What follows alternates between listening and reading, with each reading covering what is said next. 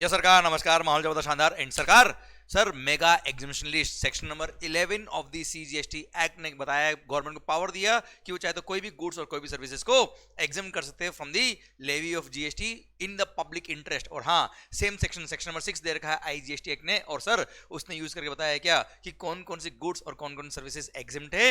ये power use करके government ने नोटिफिकेशन दिए। पर सर कौन कौन सी गुड्स एग्जाम्प्टेड है ये हमारे सिलेबस में नहीं आता है, पर कौन कौन सी सर्विसेज एग्जाम्प्टेड है ये हमारे सिलेबस में आता है। तो हम इस चैप्टर में पढ़ने वाले क्या, list of services mega examination list, जिससे बच्चों को लगता है कि सर बहुत सारे एग्जामिनेशन है सर, याद नहीं होते। पर हाँ सर, अगर आपने कोई भी कोर्स में अगर ले रखा है तो आपको पता होगा कि सर इसको याद करने की जरूरत ही नहीं सर। क्लियर? पर हाँ, जो भी बच्चे वीडियो देख रहे हैं, हो सकता है उन्होंने मेरे से लेक्चर लिए हो, सर नहीं भी लिए हो, सर कोई फर्क नहीं पड़ता। आपने अगर इस रिवीजन वीडियो को ध्यान से देख लिया है तो सर 100% भारत माता की जय हो जाएगी। एंड सर सारे पॉइंट्स आपको क्लिक करेंगे एग्जाम्स के अंदर कि सर कौन सी सर्विसेज एग्जाम्प्टेड, कौन सी एग्जाम्प्ट नहीं है। क्लियर? क्या लिखा ऊपर आपके लिए sir, believe in yourself, everything is possible. पर पॉसिबल करने के लिए आपको अभी अपना 100% लगाना पड़ेगा। And yes, we are with you. And sir माहौल बनेगा शानदार वाला। एंड सर ये जो वीडियो स्टार्ट हुआ है, मैंने लास्ट में डाली आपके लिए कि we are waiting for your pick there. Clear? And sir we are definitely and desperately waiting for your pick there. So सरकार आइए शुरू करते हैं mega examination list. Sir notification में 12 of 2017 of central tax rates, हाँ शुरू हो रहा है भाई। Sir mega examination list notification number 12 of 2017 of central tax rates, इसने लिस्ट ऑफ सर्विसेज दी एग्जामिनेशन वाली। यही लिस्ट है नोटिफिकेशन 9 ऑफ 2017 आईजीएसटी एक्ट में। हाँ सरकार देखिए, जो सारे एग्जामिनेशन सीजीएसटी एक्ट में है वही एसजीएसटी में भी है और वही आईजीएसटी में भी है। आईजीएसटी में कुछ इंटरस्टेट के सप्लाई है, जो इंटरनेशनल वाले ट्रांजेक्शन होते हैं वो एक्स्ट्रा दे रखे, वो इस लिस्ट के एंड में आपको मिल जाएंगे। आइए बच्चों, सबसे पहला मैंने क्या किया सर, आपको पता है अपनी जो समरी बुक है इसके अंदर, सर समरी बुक हो या मेन बुक हो, मैंने सारे एग्जामिनेशंस को ग्रुप वाइज डाल दिया है, सेक्टर वाइज। क्लियर? ये सर सर्विस टैक्स के टाइम से मैंने क्या किया था, जब मेगा एग्जामिनेशन पहली बार आई थी सर्विस टैक्स में, तब इसको ग्रुपिंग करके हेड वाइज डाल दिया था, उसके बाद सबने कॉपी किया। आइए सरकार, हेल्थ केयर रिलेटेड सर्विसेज हम शुरू करते हैं माहौल के साथ। सबसे पहली बात दिख रहा है ना भाई, कौन सर, डॉक्टर की services are exam from GST. तो सर्विसेज कौन सी, health care services provided by a clinical establishment, authorised medical practitioner और paramedics are exam from GST. ध्यान रखिएगा बेटा, सर कोई बाबा जी ने सर्विसेज दी है who is not authorised medical practitioner, sir वो एग्जाम नहीं होगा। Okay, services must be provided by a clinical establishment. अब अच्छा, इसमें डॉक्टर्स के प्राइवेट क्लिनिक भी आ जाते हैं बच्चों, इसमें पैथोलॉजी लैब्स भी आ जाती है बच्चों। क्लियर? तो इन्होंने अगर सर्विसेज दी है, ब्लड टेस्ट कराया है, उसके लिए चार्जेस आपने दिए, उस पर भी जीएसटी एग्जाम्प्ट है। ऑथराइज्ड मेडिकल प्रैक्टिशनर और पैरामेडिक्स जैसे health care profession like nursing staff, physiotherapist, clear sir, इन सब के सर्विसेज चार्ज पे भी जीएसटी नहीं लगता। अच्छा ध्यान देना बच्चा, एक सर्कुलर था, उस सर्कुलर ने बोला था क्या, health care service includes room rent also. किसी हॉस्पिटल में कोई पेशेंट एडमिटेड है, उससे रूम रेंट जो चार्ज किया है या उसके लिए खाना आया है, इस पर डॉक्टर्स डायरेक्शन, ये सब कंपोजिट सप्लाई का पार्ट बनता है और ये सब हेल्थ केयर सर्विस में क्लासिफाई होकर इन सब पे भी जीएसटी एग्जाम्प्ट रहेगा। पर अगर आप मतलब कोई पर्सन, बेटा आप तो भगवान करे आपको कोई हॉस्पिटल की जरूरत नहीं पड़े, डायरेक्ट। Clear sir? अब ऐसे केस में मान लो आप अगर ऐसे किसी हॉस्पिटल में एडमिट हो जहां पर आप मतलब कोई पेशेंट अगर ऐसे किसी हॉस्पिटल में एडमिट है जहां room rent is exceeding rupees 5000 per day, अगर मिनिमम 5001 रुपए अगर उसका रूम रेंट है, तो ऐसे केस में उसके रूम रेंट वाले पोर्शन पे जीएसटी लग जाएगा, अदरवाइज बाकी सारे चार्जेस पे जीएसटी नहीं लगेगा। पर हाँ सर, आईसीयू में अगर कोई पेशेंट एडमिटेड है या सीसीयू में एडमिटेड है या आईसीसीयू में एडमिटेड है या बच्चों के लिए जो एनआईसी होता है उसमें अगर कोई पेशेंट एडमिट है, उसके लिए रूम रेंट चार्ज कुछ भी हो उससे फर्क नहीं पड़ता, जीएसटी क्या रहेगा, एग्जाम्प्ट रहेगा। क्लियर? डन। आइए बच्चों, sir ambulance services, sir transport of patient in an ambulance is exempt from GST. बच्चों अभी एम्बुलेंस सर्विस कोई भी दे, भले हॉस्पिटल दे या कोई प्राइवेट ट्रस्ट दे, कोई भी सर्विसेज दे एम्बुलेंस वाली, वो सब क्या है, जीएसटी से एग्जाम्प्ट है। भारत माता की जय। Sir recognised system of medicine in India से के थ्रू अगर आप वो वाली सर्विस दे रहे हो, recognised medicine of recognise system of medicine in India है, तो ही वो हेल्थ केयर सर्विस के स्कोप में आएगा। इसमें क्या कहता है, allopathy, yoga, naturopathy, Ayurveda, homoeopathy, Siddha, Unani और any other system of medicine that may be recognised by the central government. ध्यान देना, कोई बाबाजी वगैरह इसमें कवर नहीं होते हैं। क्लियर? रूम रेंट के बारे में आपसे बात कर चुका हूं। आइए बच्चों, अब आ रहा है क्या कि अगर कोई पेशेंट से मान लो हॉस्पिटल ने चार्ज लिया 10,000 रुपये, हॉस्पिटल का जो डॉक्टर था वो डॉक्टर एम्प्लॉय नहीं था, अगर एम्प्लॉय होता तो सैलरी पे जीएसटी वैसे भी नहीं है, वो आउटसोर्स वाले सर डॉक्टर थे, कॉन्ट्रैक्ट वाले डॉक्टर्स थे, उन्होंने मान लो अपना शेयरिंग लिया 7500, तो 7500 रुपीज जो डॉक्टर ने चार्ज किया वो भी एग्जाम है। 10,000 रुपीज जो हॉस्पिटल ने पेशेंट से चार्ज किया उस पर भी जीएसटी एग्जाम है। 2500 जो रिटेंशन अमाउंट रखा है किसने, हॉस्पिटल ने, that is also exam from GST. Clear. आइए sir, food supply to in patient, in patient मतलब जो पेशेंट एडमिटेड है अंडर हॉस्पिटल, तो एडमिटेड है हॉस्पिटल में, तो सर उसके लिए जो डॉक्टर्स की डायरेक्शन के हिसाब से खाना आता है उस खाने के अमाउंट पर जीएसटी नहीं लगेगा, क्योंकि that is a part and parcel of composite supply of health care services, उस पर जीएसटी नहीं लगेगा। हाँ, उस रेस्टोरेंट के अंदर मान लो हॉस्पिटल में कोई कैंटीन है, कैंटीन के अंदर अटेंडेंट्स जो होते हैं वो स्टाफ वगैरह या जो भी डॉक्टर्स वगैरह खाना खा रहे हैं उनके लिए कैंटीन ने जो चार्ज किया उन लोगों से उन पर जीएसटी लगेगा। Clear, done. अब सर मान लो कैंटीन वाला इज आउटसोर्स पर्सन, वो चार्ज कर रहा है बिल किसको, हॉस्पिटल को, तो उस पर जीएसटी लगेगा। हॉस्पिटल ने जो पेशेंट से चार्ज किया है इन पेशेंट से, उस पर जीएसटी नहीं लगता। सर लास्ट एक सर्कुलर आया था आईवीएफ, अगर मान लो प्रेगनेंसी में कोई इशू आते हैं तो इनफर्टिलिटी की ट्रीटमेंट को, इनफर्टिलिटी की बीमारी को ट्रीट करने के लिए आईवीएफ का प्रोसीजर यूज करते हैं, that is also health care related services, और उस पर भी जीएसटी एग्जम्प्ट है, सर्कुलर ने क्लेरिफाई किया। आइए बच्चों, जान सर इंसानों में नहीं, इंसानों में ही नहीं जानवरों में भी होती है, तो सर उनकी जान भी बहुत जरूरी है, तो sir services bye veterinary clinic in relation to healthcare of animals and birds is also exempt from GST. Sir artificial insemination of livestock की सर्विसेज अगर आप दे रहे हो तो वो भी exempt है, other than sir horses, horses luxury item है बेटा। हाँ सरकार, अब ध्यान देना बेटा, बायोमेडिकल वेस्ट ट्रीटमेंट फैसिलिटी और कॉर्ड ब्लड बैंक की सर्विसेज टैक्सेबल होगी थी, आपको मैंने बताया था बेटा, now it is taxable. Clear. आइए sir, then sir charitable activities provided by charitable institution registered under section में 12AA और 12AB, सर तो जीएसटी एग्जम्प्ट रहेगा। ध्यान से सुनिएगा मेरी बात को, सेक्शन में 12AA और 12AB में जो चैरिटेबल एंटिटीज रजिस्टर्ड है उन्होंने कोई भी काम किया वो एग्जम्प्ट ऐसा नहीं है, उन्होंने अगर चैरिटेबल एक्टिविटीज परफॉर्म करी है तो जो चार्ज उन्होंने लिया उस पर जीएसटी नहीं लगता। अच्छा, आपने चैरिटेबल इंस्टीट्यूशन को डोनेशन दिया तो डोनेशन सप्लाई के स्कोप में आता ही नहीं, वो तो फीस ही नहीं है बेटा, उस पर जीएसटी की बात आती ही नहीं। पर अगर चैरिटेबल इंस्टीट्यूशन ने फीस लिया आपसे, दैट इज वो एग्जाम होगा कि नहीं होगा, वो डिपेंड करता है क्या आपकी सर्विसेज इन चार में कवर होती है क्या। अब सर चैरिटेबल एक्टिविटीज का डेफिनेशन दे रखा है, सर अगर इन चार एक्टिविटी में चैरिटेबल एक्टिविटीज कवर है तो जीएसटी एग्जाम्प्ट है, अदरवाइज इसके अलावा कोई और फीस अगर चार्ज करी चैरिटेबल इंस्टीट्यूशन ने जीएसटी लगेगा। Sir public health by way of care और counselling of terminally ill persons और पर्सन्स विद सीवियर फिजिकल और mental disability, sir persons addicted to dependence forming substance such as narcotic drugs और alcohol. Clear. And public awareness of preventive health, family planning और prevention of HIV infection, ध्यान रखना बेटा। Sir advancement of religion, spirituality और yoga, sir Baba Ramdev ji ने पतंजलि जो उनका institute है वो सेक्शन 12AA में मान लो रजिस्टर्ड है, उन्होंने अगर योगा के एडवांसमेंट के लिए या श्री श्री श्री रविशंकर जी ने सर स्पिरिचुअलिटी रिलीजन के एडवांसमेंट के लिए कोई रेजिडेंशियल कैंप रखा है, ये सर्कुलर दे रखा बेटा, कोई रेजिडेंशियल कैंप रखा है सर जिसमें 4 दिन आपको वही रहना है और सर आपकी बॉडी एकदम शुद्ध हो जाएगी, या बिल्कुल आपके सब धुल जाएंगे बेटा आपके, तो ऐसे कि इसमें रहना खाना पीना सब कुछ वहीं पर है। किसके लिए बेटा ये, सर ये क्या है कंपोजिट सप्लाई, बट इसमें प्रिंसिपल एलिमेंट क्या है, advancement of religion spirituality yoga, तो इसके लिए जो चार्ज आपने पे किया उस पर जीएसटी नहीं लगेगा अगर ये एक्टिविटी कराने वाला कौन है, चैरिटेबल इंस्टीट्यूशन है तो।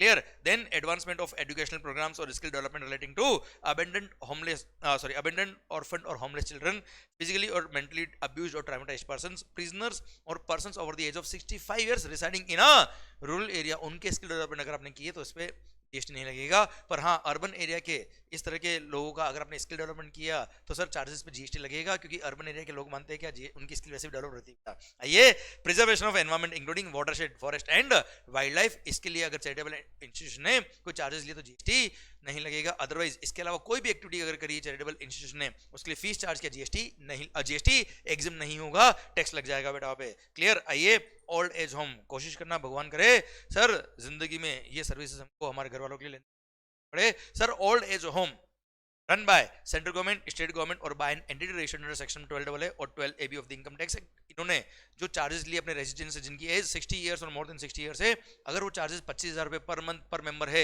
इंक्लूडिंग खाना पीना रहना सब मिला के, तो ऐसे केस में जीएसटी नहीं लगेगा। 26,000 हो तो पूरे 26 पे जीएसटी लग जाएगा बच्चों। देन सर डिप्रेशन के जो पेशेंट होते हैं बेटा उनके लिए रिहेबिलिटेशन प्रोफेशनल ने जो सर्विसेज दी है उनसे जो फीस लिया उस पर जीएसटी नहीं लगेगा। Then public conveniences such as facilities of bathroom, washroom, laboratories, urinal और टॉयलेट्स, उन्होंने जो भी चार्जेस लिए उस पे चार्ज पे जीएसटी नहीं लगेगा। ये हेल्थ केयर रिलेटेड सारी सर्विसेज खत्म होती है। अब आइए sir agriculture related services, sir आपने सर मान लो मैं फार्मर हूं बेटा सर, और फार्मर दिख रहा है बेटा आपको सर काला गोरा, सर आइए फार्मर, अब सर अगर आपने मान लो मैं फार्मर हूं बेटा और सर आपने मेरे को सर खेती से रिलेटेड सर्विसेज दी है तो उस पर जीएसटी एग्जम्प्ट है। देखिएगा ध्यान से, मैंने जस्ट एक एग्जांपल लिया फार्मर का। Sir services relating to cultivation of plants and rearing of all life forms of animal, rearing of all life forms of animal except the rearing of horses. मतलब stud farming को छोड़ दो बेटा sir, पर आपने rearing of all life forms of क्या for food fibre fuel sir raw material और other similar product या एग्रीकल्चर प्रोड्यूस के लिए अगर आपने सर ये एक्टिविटी कर रहे थे आप और आपने सर्विसेज अवेल करी है, कौन कौन सी सर, मतलब कुल मिला के आप नॉन वेज या वेज किसी की खेती कर रहे हो बेटा और आपने उसके लिए कोई सर्विसेज कौन सी, first agricultural operations directly related to production of any agriculture produce including cultivation harvesting threshing plant protection और टेस्टिंग। टेस्टिंग के अंदर सोइल टेस्टिंग भी आ गया, प्लांट टेस्टिंग भी आ गया बेटा, जो भी चार्जेस लिए होंगे उस पर जीएसटी नहीं लगेगा। In supply of farm labour then processes carried out at an agricultural farm. ध्यान देना बेटा, जो भी वर्ड इंपॉर्टेंट है सही वर्ड है जिसमें ध्यान देना चाहिए। मैंने कोशिश किया पूरी बुक में सर, मैंने उन वर्ड्स को हाईलाइट करने के लिए रेड मार्क किया है सो दैट आपका रिवीजन इफेक्टिव हो, which is very much important. Clear sir, जिसकी वजह से आपके आंसर्स में गलती नहीं होगी, वरना ये इन वर्ड पे अगर ध्यान नहीं किया तो आंसर में गलती होने के चांस होते हैं। तो सर ये फॉलोइंग प्रोसेसेस ये याद करने की जरूरत नहीं सर आपको। सर ये वो प्रोसेसेस है जो आपने मेरे एग्रीकल्चर फार्म पे आके काम किया है, जिसकी वजह से मेरे एग्रीकल्चर प्रोड्यूस का एसेंशियल कैरेक्टर चेंज नहीं हुआ, but make it only marketable for the primary market. तो उसके लिए जो चार्ज आपने मेरे से लिया नहीं लगेगा, पर ये प्रोसेस आपको मेरे फार्म पे आके करनी पड़ेगी। उसमें एग्जांपल के लिए अगर आपको समझना तो tending pruning cutting harvesting threshing plant protection sir drying cleaning trimming sun drying fumigating curing grading sorting cooling और bulk packaging and such like operation. मतलब ये केवल एग्जांपल थे बेटा, हाँ ना भाई। सर रेंटिंग और लीजिंग ऑफ एग्रो मशीनरी और वैकेंट लैंड विद और without structure incidental to its use. मैं किसान हूं सर, खेती करने के लिए जमीन नहीं है मशीन नहीं है, रेंट पे लिया जीएसटी नहीं लगेगा। Then loading unloading packing storage और warehousing of agricultural produce GST नहीं लगता। अब ध्यान देना बच्चों, इसमें कोल्ड स्टोरेज भी आ गए, नॉर्मल वेयरहाउसेस भी आ गए, सब कुछ आ गया बेटा। अच्छा अभी जरूरी नहीं कि आपने सर्विसेज किसान को ही दी हो बेटा। सर आपने ये सर्विसेज हो सकता है मैंने किसान से एग्रीकल्चर प्रोड्यूस खरीद लिया, अब उसका मैं पैकिंग करा रहा हूँ अनपैकिंग करा रहा हूँ बेटा, लोडिंग अनलोडिंग करा रहा हूँ बेटा मैं। क्लियर, किसी को भी सर्विस दो, मैंने तो जस्ट एक एग्जांपल दिया था आपका थीम बनाने के लिए। तो ये सर्विसेज अगर आपने एग्रीकल्चर प्रोड्यूस रिलेटेड दिए जीएसटी क्या रहेगा, एग्जाम रहेगा। एग्रीकल्चरल एक्सटेंशन सर्विसेज, लोगों को जा जाके साइंटिफिक टेक्नोलॉजी वगैरह मैंने सिखाई है पढ़ाई है गाँव में जा जाके, उसको बोलते हैं एग्रीकल्चरल एक्सटेंशन सर्विसेज, उसके लिए फीस लिया जीएसटी नहीं लगेगा। Then sir commission agent of agriculture produce, sir उन्होंने जो भी कमीशन चार्ज किया जीएसटी नहीं लगेगा। एपीएमसी मार्केट ने जो अपना मंडी शुल्क होता है इनका, एपीएमसी मार्केट में जो आप एग्रीकल्चर प्रोड्यूस बेचते हो उसके लिए वो चार्जेस लेते हैं एपीएमसी मार्केट वाले, तो उस पर जीएसटी नहीं लगेगा। कमीशन एजेंट को जो कमीशन पे किया उस पर जीएसटी नहीं लगेगा। Then sir warehouse of fumigation, warehouse of agriculture produce में जाके आपने फ्यूमिगेशन किया जीएसटी अब लग जाएगा बच्चों, ये एग्जाम नहीं है। हाँ आपने मेरे फार्म पे आके अगर आपने फ्यूमिगेशन किया तो जीएसटी क्या रहेगा, एग्जाम रहेगा। अच्छा एक बात वो ध्यान रखिएगा बेटा, एग्रीकल्चर प्रोड्यूस मतलब अनप्रोसेस्ड फूड होता है बेटा, प्रोसेस्ड फूड अगर हो गया तो वो एग्रीकल्चर प्रोड्यूस के स्कोप से बाहर निकल जाएगा। एग्जाम्पल के लिए मसाले जो होते हैं बेटा, क्लियर सर, वो सब क्या होते हैं, स्पाइसेस, हाँ है ना, ये प्रोसेस फूड के स्कोप में आ गए। सर चाय पत्ती जो आप चाय पीते हो बेटा, सर कॉफी बीन्स, हाँ है ना भाई, मैं रो कॉफी की बात नहीं कर रहा हूँ बेटा। क्लियर, ये सब क्या होते हैं, प्रोसेस फूड हो गए बेटा ये लोग, तो इनके लिए ये प्रोविजंस एप्लीकेबल नहीं है। अच्छा एक और बात, राइस इज एग्रीकल्चर प्रोड्यूस, पर पैडी जो होता है, rice is not agriculture produce, पर पैडी जो रो राइस होता है वो एग्रीकल्चर प्रोड्यूस आता है, इसलिए राइस के लिए अलग से एग्जम्पशन दिया है बच्चों। सर अब देखिए ध्यान से, यहाँ क्या बोल दिया, services by way of loading unloading packing storage और वेयरहाउसिंग ऑफ राइस अलग से दिया है, पर ध्यान ना commission agent of rice exam नहीं है। Then services by way of warehousing of minor forest produce is also exam from GST. Then sir storage और warehousing of cereals pulses fruits and vegetables are also exam from GST, पर जैसे processed food हो गए जैसे क्या coffee tea leaves bitter leaves वगैरह tobacco वगैरह, इनका अगर आपने स्टोरेज वेयरहाउसिंग किया तो जीएसटी लग जाएगा बच्चों। ये प्रोसेस्ड फूड के लिए जीएसटी एग्जाम नहीं है, केवल अभी serials pulses fruits and vegetables के लिए एग्जाम है। देन सर आपने मैं मान लो किसान हूं बेटा, खेती करता हूं और आपने कोई इंटरमीडिएट प्रोडक्शन प्रोसेस किया है ऑन जॉब वर्क बेसिस, तो जो आपने चार्जेस लिए उस पर जीएसटी नहीं लगेगा। पर एक सर्कुलर था, राइस मिलर जो होते हैं बेटा वो क्या करते हैं सर, पेडी का डीहस्किंग करके उसमें राइस का दाना बाहर निकालते हैं, उसके लिए जो चार्जेस उन्होंने लिए राइस मिलर ने, that is not intermediate production process, वो प्रोडक्शन के बाद की प्रोसेस है, इसके लिए जो भी चार्जेस उन्होंने लिया उस पर जीएसटी लगता है। आइए, pre conditioning pre cooling ripening waxing retail packing labelling of fruits and vegetables which do not change the characteristics but make it only marketable बेटा, हाँ है ना भाई। तो ऐसे केस में जो चार्ज लिया उस पर जीएसटी नहीं लगेगा। Then GTA goods transport agency plus railway और वेसल से आपने ट्रांसपोर्टेशन किया किसका, एग्रीकल्चर प्रोड्यूस का, milk, salt, food grain including flour, pulses और राइस। तो अगर आपने इन गुड्स का ट्रांसपोर्टेशन किया भले जीटी के थ्रू किया है या रेलवे वेसल के थ्रू ट्रांसपोर्ट किया है, तो ऐसे केस में ट्रांसपोर्ट चार्ज पे जीएसटी एग्जाम कर दिया है। Artificial insemination live stock other than horses हमने पहले भी पढ़ा, यहाँ पे भी एग्रीकल्चर रिलेटेड था इसलिए मैंने रिपीट कर दिया। स्लॉटरिंग, अगर आप कसाई हो तो सर किसी को क्या जानवरों को काटने के लिए आपने जो पैसा लिया उस पर जीएसटी लग जाएगा। सर अब मैंने मान लो गवर्नमेंट से right to use natural resource लिया for the purpose of agriculture और मैं कौन हूं, इंडिविजुअल फार्मर, तो गवर्नमेंट ने मेरे से जो रॉयल्टी चार्ज किया होगा उस रॉयल्टी के अमाउंट पे जीएसटी नहीं लगेगा। अगर एग्रीकल्चर पर्पस के लिए गवर्नमेंट ने मेरे से सर रॉयल्टी लिया, right to use natural resource दिया, उस पे चार्ज पे जीएसटी नहीं लगेगा। देन सर मैं किसानों पर मेरे सर खेत पर खेती करने के लिए पानी चाहिए, पानी के लिए ट्यूबवेल मैंने खुदवाया, या सर मैंने ट्यूबवेल बना लगवा तो दिया पर सर वहां पे लाइट कनेक्शन नहीं है, तो सर इलेक्ट्रिसिटी कंपनीज ने, इलेक्ट्रिसिटी डिस्ट्रीब्यूशन यूटिलिटीज ने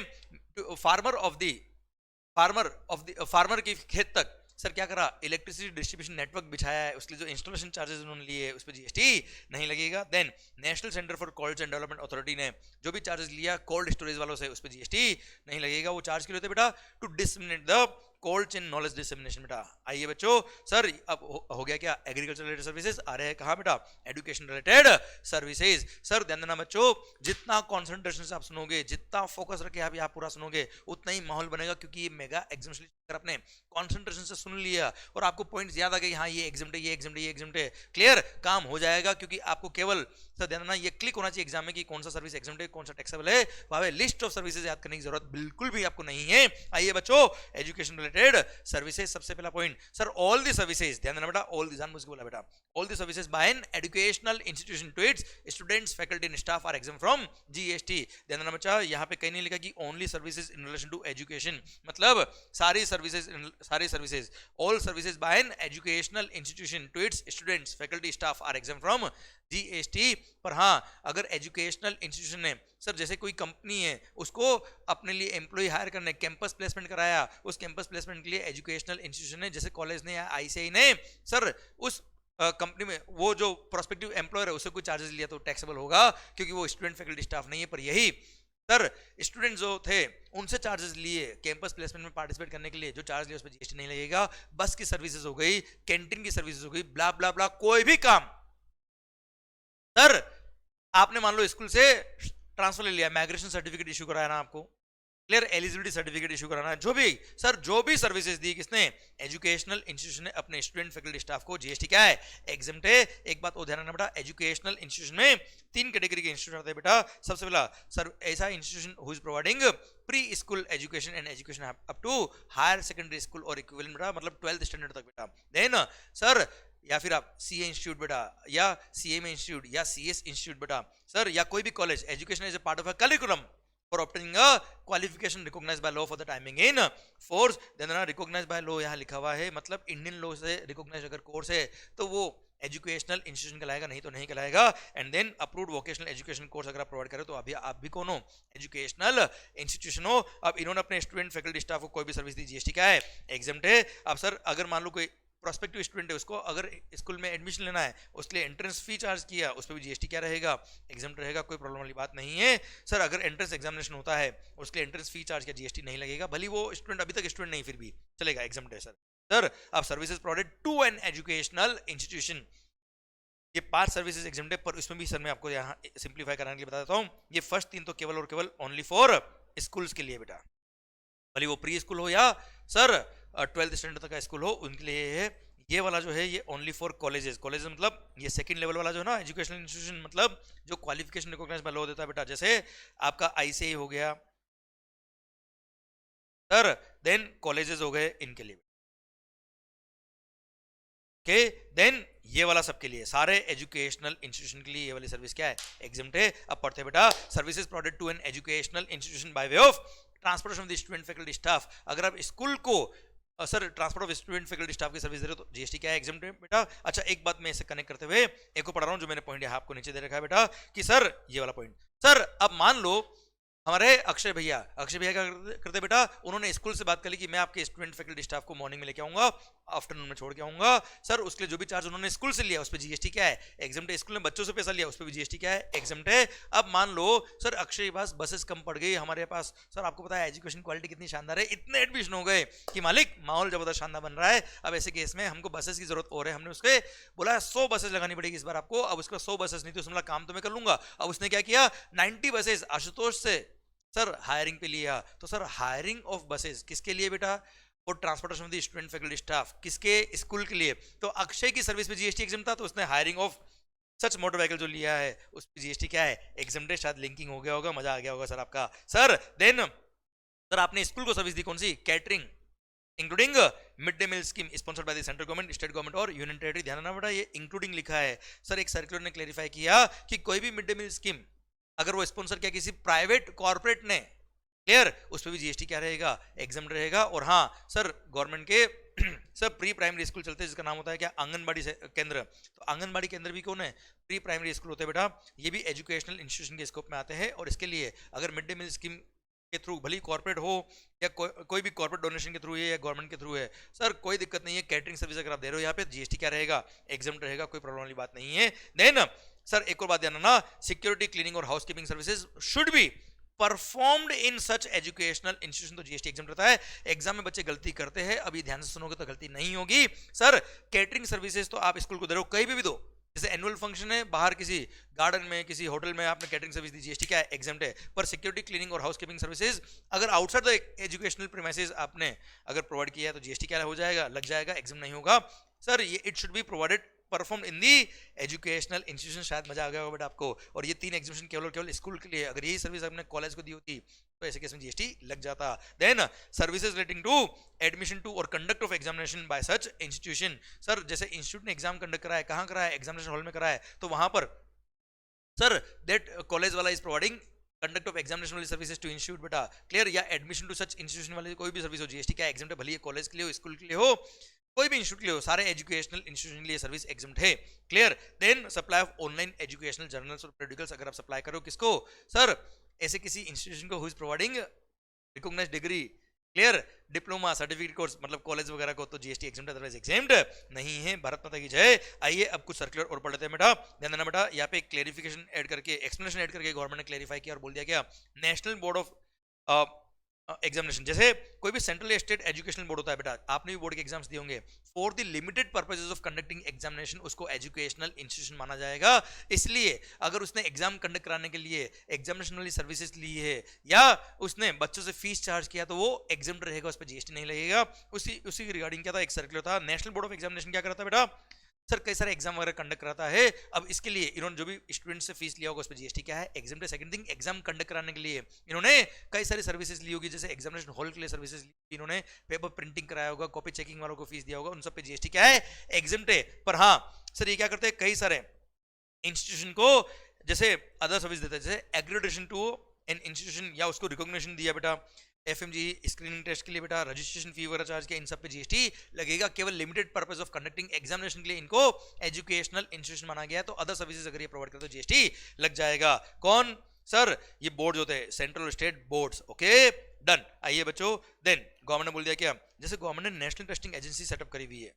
नेशनल टेस्टिंग एजेंसी क्या होता है बेटा, आपने जैसे 12th पास किया, 12th पास करने के बाद आजकल क्या होता है, पहले कॉलेजेस में एडमिशन के लिए 12th के परसेंटेज देखा जाते थे, अभी कॉलेजेस में एडमिशन के लिए एक एग्जाम होता है सीईटी नाम का, कॉमन एंट्रेंस टेस्ट, क्लियर। अब वो टेस्ट कराने वाला गवर्नमेंट ने कोई बॉडी बनाया है बेटा, क्लियर। उसने जो एग्जामिनेशन फीस चार्ज करी उस पर भी जीएसटी क्या है, एग्जाम है। गवर्नमेंट ने एक्सप्लेनेशन ऐड करके इसको भी क्लेरिफाई कर दिया। देन गवर्नमेंट ने बोल दिया क्या, अगर कोई कॉलेज का हॉस्टल है, कॉलेज का बोल रहा हूँ, स्कूल का नहीं बोल रहा हूँ, और उसमें मेस है, तो सर देखो कॉलेज हो या स्कूल हो, कोई भी फीस बच्चों से चार्ज करी जीएसटी क्या है, एग्जाम्प्ट है। तो mess facility food and beverages provided by educational institution it is exempt. पर अगर मान लो कॉलेज ने क्या कर दिया था वहां पे, सर कैंटीन वाले को आउटसोर्स कर दिया ये काम, अब कैंटीन वाला इज चार्जिंग टू बच्चे, अब बच्चों से कैंटीन वाला चार्ज करा हमेशा टैक्स लगेगा बेटा। अच्छा कैंटीन वाला अगर कॉलेज से भी चार्ज करा होता तो भी जीएसटी लगता, क्योंकि सर सर्विसेज टू स्कूल वाला एग्जाम्प्ट होता है, सर्विसेज टू कॉलेज एग्जाम्प्ट नहीं है। कौन सी, कैटरिंग वाली बेटा, क्लियर डन। सरकार फिर आइए कहां पर, सर मैंने आपको बताया application fee for entrance, eligibility certificate, आप स्कूल छोड़ और माइग्रेशन सर्टिफिकेट, ये सब के लिए जो फीस चार्ज किया जीएसटी क्या है, एग्जाम्प्ट है। आईआईएम बेटा various courses conducted bye IIM, ये भी आईआईएम भी एजुकेशनल इंस्टीट्यूशन के स्कोप में आता है, जीएसटी एग्जाम रहेगा। पर इसने अगर लॉन्ग ड्यूरेशन कोर्स प्रोवाइड किया तो जीएसटी एग्जाम रहेगा। पर शॉर्ट ड्यूरेशन कोर्स, जैसे सर 10 दिन का एक डिप्लोमा कोर्स कराया इन्होंने, या सर शॉर्ट ड्यूरेशन कोर्स मतलब लेस देन 1 ईयर के जो कोर्स होते हैं इनके, वो सब क्या होते हैं, वो ये जो कोर्स प्रोवाइड करते हैं ये पार्टिसिपेंट्स को प्रोवाइड करते हैं, उनको स्टूडेंट्स नहीं बोलते। ऐसे केस में जीएसटी लग जाएगा। Clear sir, less than 1 year होता है तो उनको रिकॉग्नाइज बाय लॉ नहीं बोलते हैं, और ऐसे केस में दोज आर नॉट एग्जाम्ड और उस पर टैक्स लगेगा। लॉन्ग ड्यूरेशन कोर्स जो 1 ईयर और मोर देन 1 ईयर के होते हैं उन पे जीएसटी नहीं लगता। Then directorate general of shipping approved maritime courses conducted by maritime institute of India. Sir again बोल दिया क्या, इसमें एलिजिबिलिटी के लिए एक एग्जाम होता है, उसके लिए आपको एक कोर्स करना पड़ता है, सर्टिफिकेट लेना पड़ता है, सर्टिफिकेट लोगे तो ही आप एलिजिबल रहोगे, इसलिए it is a part and parcel of that course only, और ये रिकॉग्नाइज बाय लॉ है, इसलिए चार्ज पे जीएसटी नहीं लगेगा। Clear, done. ये है क्या, एजुकेशन रिलेटेड सर्विसेज का सबसे अच्छा पॉइंट, बड़ा पॉइंट। अब आइए सर, कुछ कोर्सेज जो वोकेशनल ट्रेनिंग वाले होते हैं उनके लिए भी गवर्नमेंट ने यहाँ बोल दिया क्या, any service provided bye national skill development corporation setup bye the government of India, sector skill council, या नाम ध्यान रखना, नेशनल स्किल डेवलपमेंट कॉर्पोरेशन या सेक्टर स्किल काउंसिल, ये दो नाम ध्यान रखना, बाकी काम आपका हो जाएगा। Service provided by sector skill council approved by the national skill development corporation, assessment agency approved by the sector skill council और the national skill development corporation, या a training partner approved by the national skill development corporation या sector skill council, पर इन्होंने service दी in relation to national skill development programme, या फिर vocational skill development course, या फिर any other scheme implemented bye national skill development corporation. तो sir इन्होंने जो भी चार्ज लिया उस वोकेशनल ट्रेनिंग के लिए, उस पर जीएसटी नहीं लगेगा। क्लियर, देन आता है क्या, दीनदयाल उपाध्याय ग्रामीण कौशल योजना। इस योजना के थ्रू, इस प्रोजेक्ट के थ्रू सर गांव में ट्रेनिंग दी जाती है लोगों को, सो दैट वो एम्प्लॉयमेंट अपना ले पाए और अच्छा काम कर पाए। तो जो ट्रेनिंग पार्टनर ने फीस चार्ज किया उस पर जीएसटी नहीं लगेगा। Then assessment under skill development initiative scheme के थ्रू असेसिंग बॉडीज ने जो असेसमेंट की चार्जेस लिए उस पर भी जीएसटी नहीं लगेगा। देन ऐसा कोई ट्रेनिंग प्रोग्राम जिसका एटलीस्ट 75% और more of the total expenditure is borne by the central government, state government और यूनियन टेरिटरी, और ऐसा कोई ट्रेनिंग प्रोग्राम आपने कंडक्ट करा के फीस चार्ज किया गवर्नमेंट से बेटा, तो services to the central government, state government और यूनियन टेरिटरी बेटा, जिसका 75% और more of the total expenditure is borne by the government, तो ऐसे केस में जीएसटी नहीं लगेगा। इसलिए एक सर्कुलर भी था, बोलता है क्या, कोई प्राइवेट कोचिंग इंस्टीट्यूशन या एनजीओ ने सर कोई अंडर प्रिविलेज बच्चों के लिए कोई ट्रेनिंग प्रोग्राम रखा जिसका सारा फीस किसने पे किया है, गवर्नमेंट ने पे किया है, तो वैसे ही बोल दिया क्या 75% और more of the total expenditure अगर गवर्नमेंट बोन कर रहा है तो जीएसटी एग्जम्प्ट है, इसलिए इस केस में क्या रहेगा, एग्जम्प्ट रहेगा। सर आइए, सर बहुत पढ़ाई करी होगी आपने बेटा, क्या गिटार सीखने गए, गाना सीखने गए, सर हम तो सर डांस सीखने गए, अरे सर हम तो दोस्तों की बारात में नाच के मजे ले लेते सर, तो ऐसे केस में अगर आप सीखने जाओगे तो चार्जेस पे भी जीएसटी नहीं लगेगा। पर कंडीशन देखना ध्यान से बेटा, services by way of training और coaching in recreational activities relating to arts और कल्चर, पर it should be provided by an individual. अगर कोई पार्टनरशिप में हो तो टैक्स लग जाएगा, और अगर आप स्पोर्ट्स सीखने गए हो तो स्पोर्ट्स सीखने के लिए जो फीस दिया है वो अगर चैरिटेबल एंटिटी है तो चार्जेस पे जीएसटी नहीं लगेगा, अदरवाइज जीएसटी लग जाएगा। इसी के साथ सर ये एजुकेशन वाली सर्विसेज खत्म होती है। अब आइए एंटरटेनमेंट और स्पोर्ट्स रिलेटेड सर्विसेज, मजा आने वाला जीवन में आपको बेटा। सर आप सर भाई कभी म्यूजियम गए क्या, national park, wild life sanctuary, sir tiger reserve और जू, अगर यहाँ गए हो तो इसका एंट्री टिकट पे जीएसटी नहीं लगेगा। अच्छा, services by way of admission to museum, मतलब आप म्यूजियम में एडमिट नहीं होगे बेटा, फिर एंट्री टिकट पे जीएसटी नहीं लगेगा। देन सर आगरा में क्या फेमस है बेटा, सर ताजमहल, हाँ है ना भाई, ये लीजिए सर, ठीक है। तो सर ये क्या है, प्रोटेक्टेड मॉन्यूमेंट्स, अगर आप प्रोटेक्टेड मॉन्यूमेंट देखने गए उसका जो एंट्री टिकट पे किया आपने उस पर जीएसटी नहीं लगेगा। सर देन इमेज देख के आपको याद आ रहा होगा क्या, सर अजी सर्कस डांस, आइए services by way of admission to circus dance, admit नहीं होगे बेटा, टिकट ले entry ticket, circus dance theatrical performances including drama और बैले।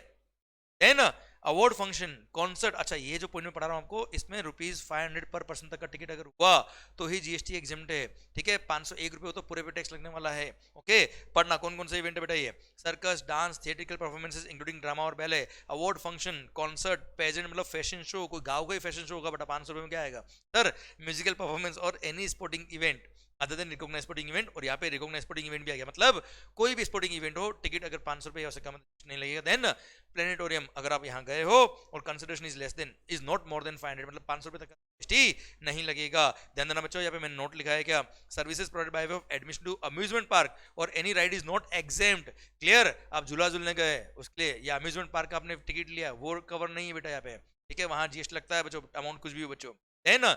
सर अभी तो आप डांस देखने गए थे, आप डांस करने जा रहे हो बेटा, हाँ है ना, पर कौन सा डांस, वो नागिन नागिन नहीं बेटा, ठीक है। Services by an artist by way of performance in a folk और classical art form of dance, music और थिएटर, जहां पे consideration charge for such performance is not more than ₹1,50,000, तो ऐसे केस में जीएसटी नहीं लगेगा, पर 1,51,000 रुपए तो जीएसटी लग जाएगा बेटा। और ये भी ध्यान रखना, क्लासिकल और folk art form of dance, music और थिएटर है तो जीएसटी नहीं लगेगा, but as a brand ambassador अगर आपको 10,000 रुपए भी मिल रहे तो जीएसटी लग जाएगा। आइए बच्चों, सर टूर ऑपरेटर, सर मेकमाइट्रिप.com ने फॉरेन टूरिस्ट को अगर टूर कराया है which is conducted Holi outside India, पूरा पूरा टूर का हुआ बेटा, पूरा पूरा आउटसाइड इंडिया, तो जीएसटी एग्जेम्प्ट है, क्योंकि ये टूर ऑपरेटर कहाँ का है, इंडिया का, ये इंटरमीडिएट सर्विसेज है, और इंटरमीडिएट सर्विसेज में सर सेक्शन 13 सबसेक्शन नंबर 8 लगता है, अगर 1% इंडिया का 1% आउट ऑफ इंडिया का है तो बेटा, और इसमें सप्लायर का location is the place supply, इसलिए जीएसटी लग रहा था। इसलिए टूर ऑपरेटर इंडस्ट्री ने सर हमारे फाइनेंस मिनिस्टर से रिक्वेस्ट करी, भाई साहब टैक्स हटाई दीजिए, और उनकी बात को समझा कि हाँ फॉरेन टूरिस्ट है, टूर भी कंडक्टेड होली आउटसाइड इंडिया है, फॉरेन करेंसी इंडिया में आएगा, जो भी कमीशन होगा वो, तो ऐसे केस में जीएसटी क्या किया उन्होंने,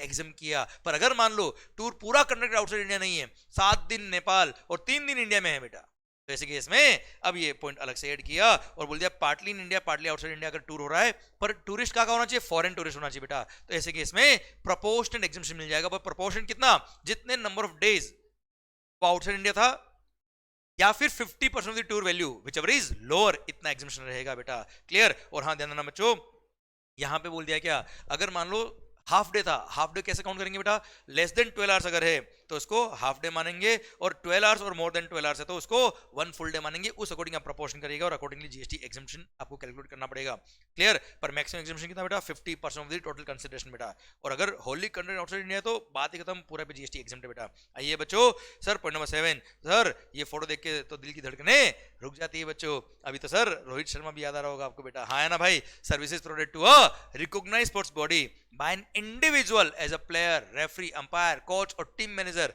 for participation in a sporting event organised by recognised sporting event, तो जीएसटी नहीं लगेगा, अदरवाइज जीएसटी लग जाएगा।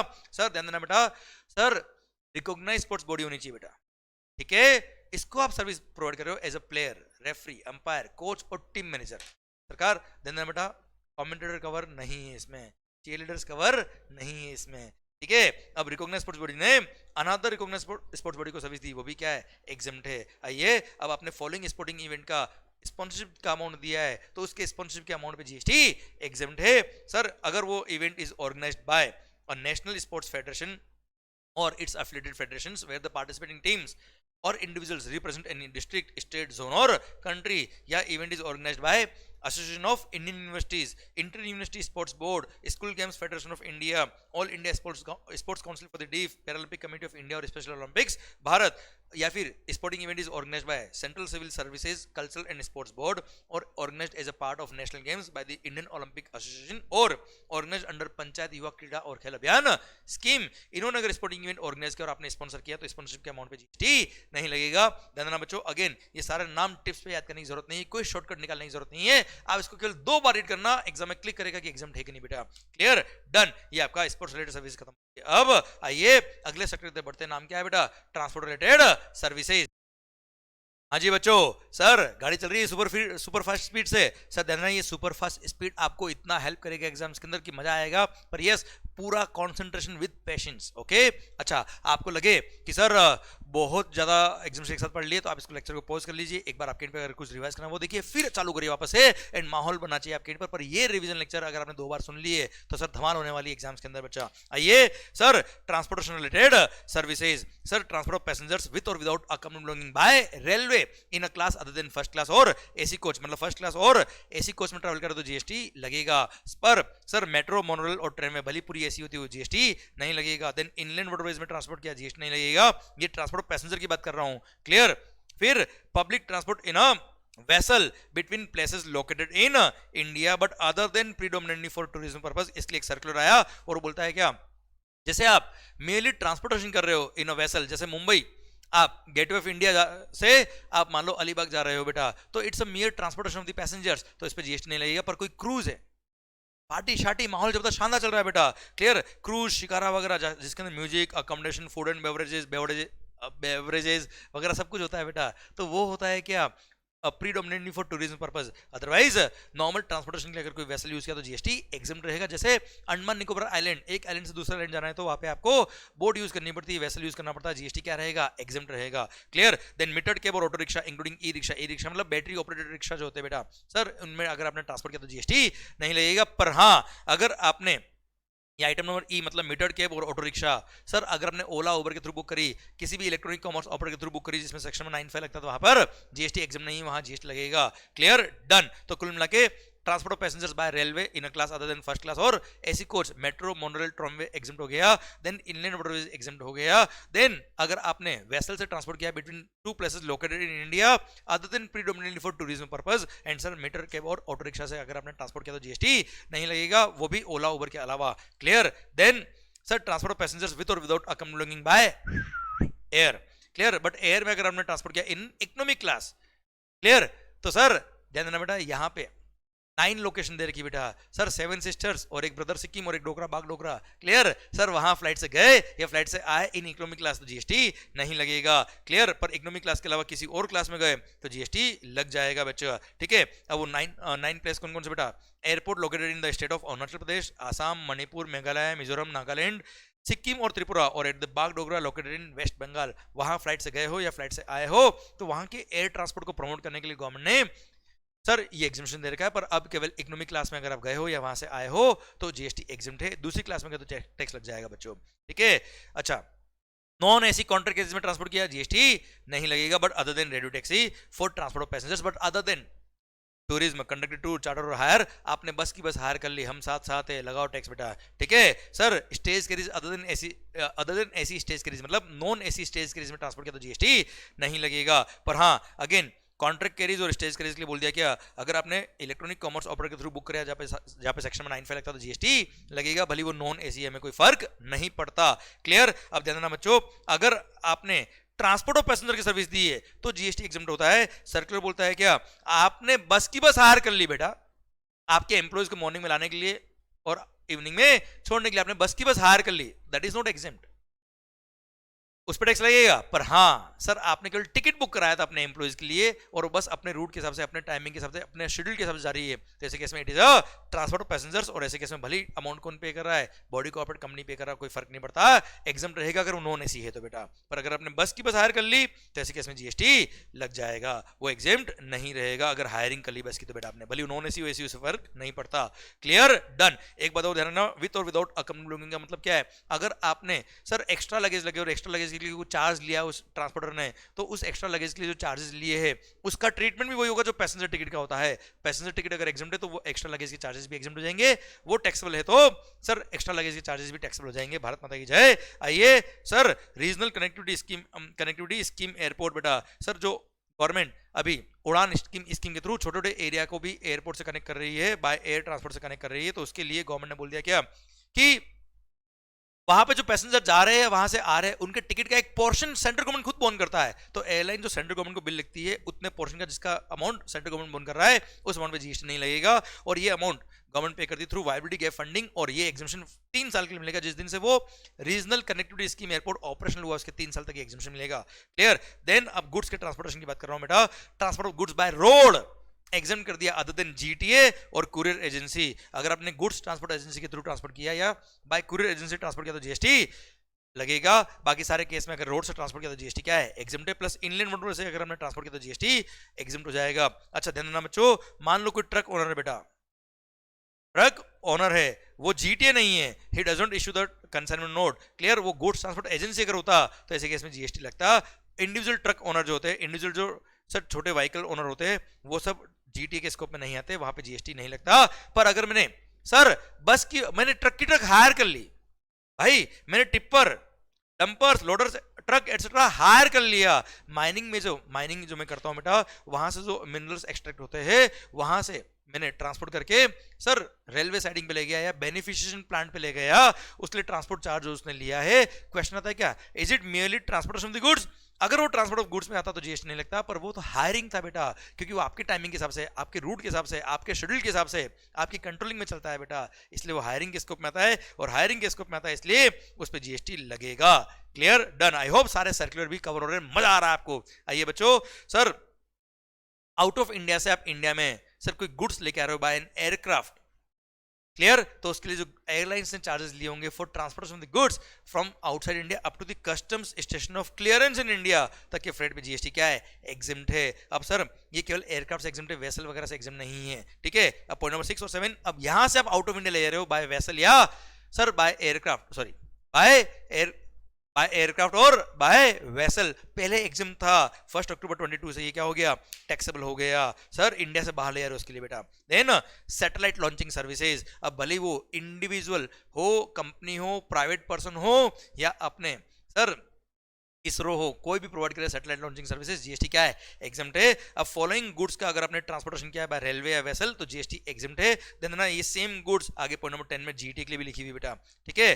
तो रेलवे या वेसल से आपने ट्रांसपोर्ट किया है इन फॉलोइंग गुड्स का, या जीटी से ट्रांसपोर्ट किया इन फॉलोइंग गुड्स का, तो भी जीएसटी एग्जिम्ट है। कौन कौन से गुड्स है बेटा, relief material meant for victims of natural और man made disasters, calamities, accidents or mishaps, defense or military equipments, newspapers or magazines registered with the registrar of newspapers, then agricultural produce, milk, salt, food grain including flour, pulses, rice, मैंने आगे भी connect करने के लिए आगे भी point को repeat किया था बेटा। देन ऑर्गेनिक मैन्योर, इन गुड्स का अगर हमने ट्रांसपोर्टेशन किया है तो जीएसटी एग्जिम्ट है। इसमें रेलवे इक्विपमेंट और मटेरियल हटा दिया है बेटा, क्लियर, अब वो टैक्सेबल होगा। सेम गुड्स यहाँ पे बोलिए किसके लिए, जीटी के लिए। और सर अगर हमने सेम गुड्स जीटी से ट्रांसपोर्ट किया तो भी जीएसटी क्या है, एग्जिम्ट है। पहले जीटी के लिए स्मॉल कंसाइनमेंट्स के लिए एग्जामिनेशन कुछ दे रखा था, अब वो मेरे को याद नहीं, मेरे को नहीं पढ़ना ना बोलना, वरना गलती से वो याद रह गया तो अपनी गलती हो जाएगी एग्जाम में बेटा, ठीक है। तो जो गुड्स रेलवे वेसल से एग्जाम है वही जीटी से भी एग्जाम है बेटा। अब जीटी के लिए 2 एग्जामिनेशन यहाँ दे रखे जो मैं आपको मेगा एग्जामिनेशन लिस्ट जो मैं आपको आरसी में पढ़ाते वक्त बता चुका हूँ बेटा, कि उन 7 लोगों के अलावा किसी और को सर्विस दी जीटी ने, जीएसटी क्या है, एग्जाम है। सर वो गवर्नमेंट डिपार्टमेंट वगैरह जो जीएसटी में रजिस्टर्ड है only for the purpose of TDS,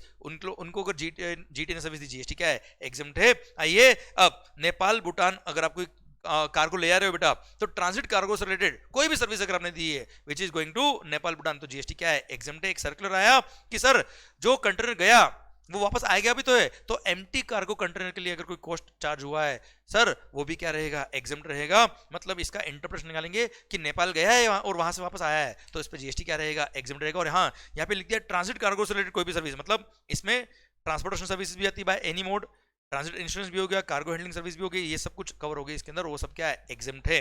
आइए देन आता है क्या, services by way of giving on hire to a state transport undertaking a motor vehicle meant to carry more than 12 passengers, या फिर आपने इलेक्ट्रॉनिकली ऑपरेटेड व्हीकल हायर पे दिया किसको, लोकल अथॉरिटी को, which is meant to carry more than 12 passengers. या फिर sir GT को आपने ट्रक किराए पे दिए, sir means of transportation goods किराए पे दिया, हायरिंग पे दिया, उस पर जीएसटी क्या रहेगा, एग्जाम्प्ट रहेगा। फिर पॉइंट नंबर सी जो हमने ऑलरेडी पढ़ लिया, मैं स्कूल, आप स्कूल को transport of student faculty staff की सर्विस दे रहे हो, आपने हायरिंग ऑफ मोटर व्हीकल लिया है for transportation of the student faculty staff तो जीएसटी क्या रहेगा, एग्जाम्प्ट रहेगा। और ध्यान बेटा the term hiring also includes renting also, clear. इसलिए सिंस रेंटिंग और हायरिंग दोनों को सर जीएसटी आने के बाद सेम ट्रीटमेंट दिया जाता है, क्योंकि शेड्यूल 2 में right to use the goods और राइट इन यूज ट्रांसफर के दोनों ही सप्लाई सर्विस होता है। इसलिए यहाँ क्लैरिफिकेशन देके बोला कि रेंटिंग में दो हायरिंग में दो कोई फर्क नहीं पड़ता, दोनों ही केस में जीएसटी क्या है, एग्जाम्प्ट है। भारत माता की जय। आइए toll charges, sir road sir highways वगैरह पे आपने देखा होगा, ब्रिज पे देखा होगा टोल चार्जेस, टोल चार्ज पे जीएसटी नहीं लगता। अब मान लो आपका जो व्हीकल है वो सर बहुत बड़ा व्हीकल है,